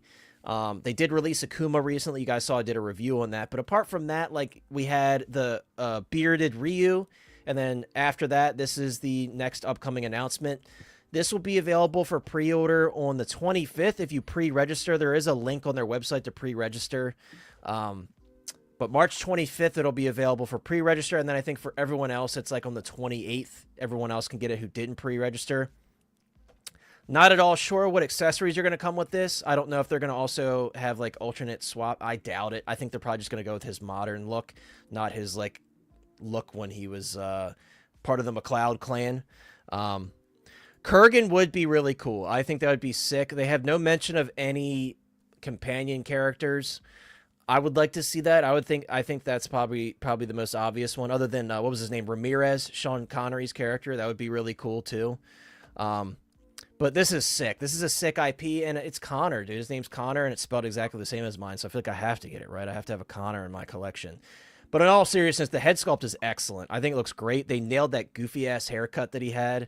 And yeah, I could be more excited for this. I think this is awesome. And he's got that special katana that belonged to Ramirez. I think this is cool, man. So, March 25th. Yeah, this is cool. And Iconiq, I actually have an Iconiq piece. I got the Patrick Bateman, which I'm really happy with. I really like that one. I thought that's an awesome figure. Yeah, the default sculpt I felt like could have been a little better on that one, but the Screaming sculpt I thought was really strong. This sculpt looks great. I've been seeing some of your reviews on some of the Iconiq stuff. I feel like the bodies they're using now, I don't know if they're going to use it for this, but are really good. This does look cool. I mean, I'm probably passing on this. I don't have the affinity for Highlander, but I will say I almost want to support this to just see more IPs like this. Yeah. But this looks cool, man. Like I said, Ricky Bobby, he said this is the best movie of all time in Talladega Nights. Well, he's got to be right? Yeah. So, right. And but yeah, man, I'm with you. This is a cool, like I like seeing stuff like this. Like this is the direction I like seeing stuff. We've said it a number of times before. Marvel, DC, Star Wars, like we love that stuff. But this is really, really cool for a lot of collectors to kind of see these deep cut characters, cult classic movies characters. I really like seeing that. Yeah, I totally agree. It's such a unique IP, and I never thought I would see an officially licensed Highlander figure. I know, man. That's crazy, dude. Yeah. Speaking of random, Present Toys is doing an Alex Murphy. This is actually pretty surprising. I never expected this one from Present Toys, at least on their current radar. And this is, I think, their first figure that has rolling eyeballs, which is pretty crazy to see.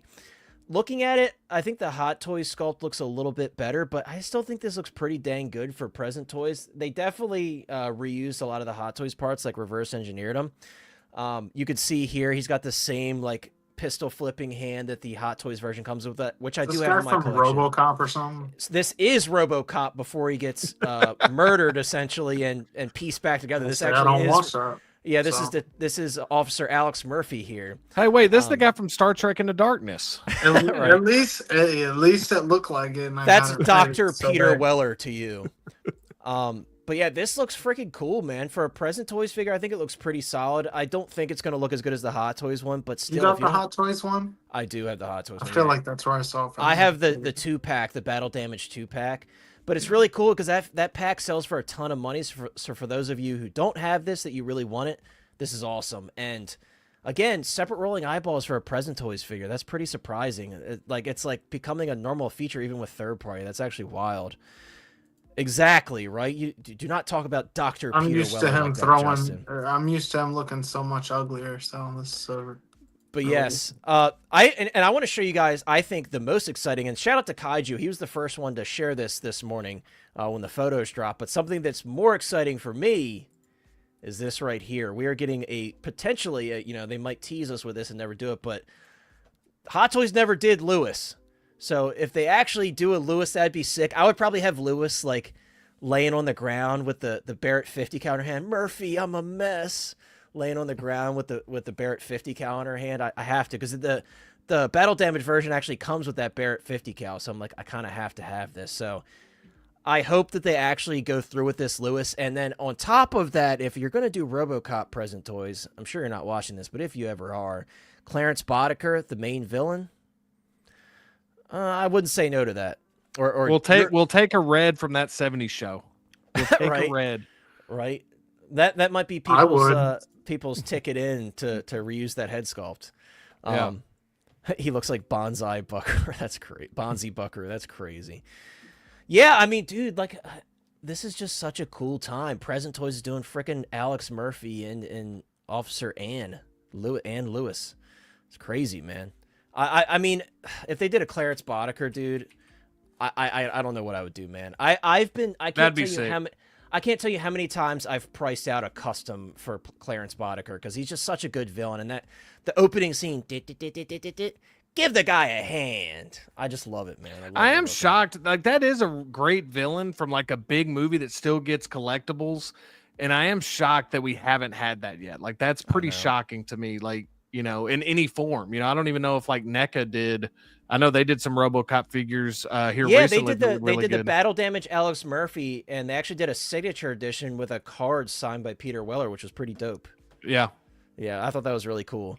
Yeah, I'd buy that for $1. Guys, if you don't know, that came from RoboCop. That is a RoboCop original meme, and that everybody says that all the time. I know. So Yoast actually does have interest in doing the Taurus and I guess potentially the Ed 209. I don't know if he ever explicitly said that, but that seems like a Yoast type of thing. I would love it because I've avoided the Hot Toys Ed 209 because of those canopy issues that it has, but that'd be sick, dude. And then the last bit of news before we end out the stream here. Blitzway yet again showed us another part. We've got the time circuit here obviously being shown off. The lighting looks pretty damn nice, pretty vibrant.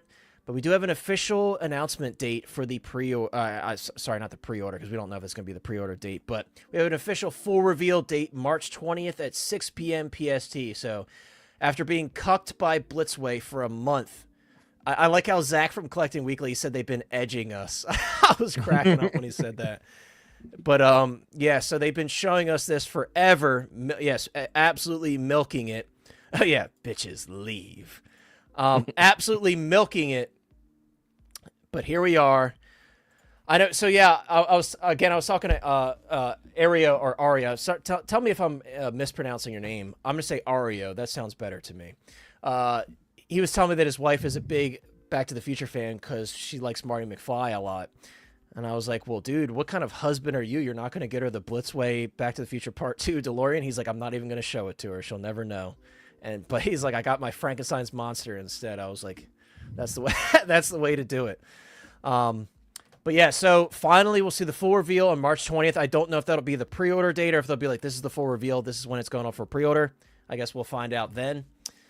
And another little piece of Blitzway news, we see a little update on the Ghostbusters, that 4-pack potentially that we'll see from Blitzway, and maybe they'll do individuals as well like they did before.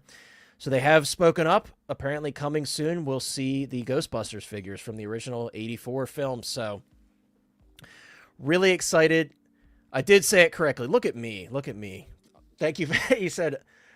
I will use that fun for Frankie. I mean, yeah, it's such a pricey piece, and I know you got the exclusive, so. And yeah, Kaiju has been saying this, so I will give him credit for that. He thinks that it's going to be a convertible piece where you could make it the Mark 1 or the Mark 2, which wouldn't be too difficult for them to do, honestly, and would make much more sense for the anniversary of the first film. So you might be right, dude. I would put some chips in that for sure.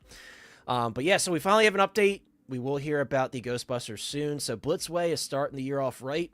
Hopefully this DeLorean is worth all of the crap they've put us through to see it. We'll see. But yeah, guys, that is going to wrap it up. Well, that looks weird. That's going to wrap it up for this evening. Thank you guys, everybody, so much for hanging out with us. All of those that chatted, donated, liked, subscribed, you name it. I appreciate each and every one of you. Sorry this stream ran longer than usual. There's just so much to talk about, and we kind of got lost talking about certain figures. So I appreciate you guys hanging out with us. You know, over 70 people watching for a good portion of the stream. Could not thank you guys enough. And still 50 people watching as we close out the stream. You guys are the best. I appreciate each and every one of you. And yeah, guys, really exciting times. If you want to hear more in-depth thoughts from me on the Frankenstein's monster, I did just post a video on that. If you want to hear more of me rambling on and just gushing over the figure, definitely check that out. But yeah, guys, I appreciate you guys for hanging out with us on this fine Tuesday evening. Justin, thank you so much for joining us once again. It's always great to have you back. And the link's in the description, guys, for Justin's channel. Sometimes I forget that, but never when Justin comes on for some reason. I'm always just ready. You should check out Justin's movie reviews, his trailer reviews. Justin's really leaning into his love for films and TV shows, which I love.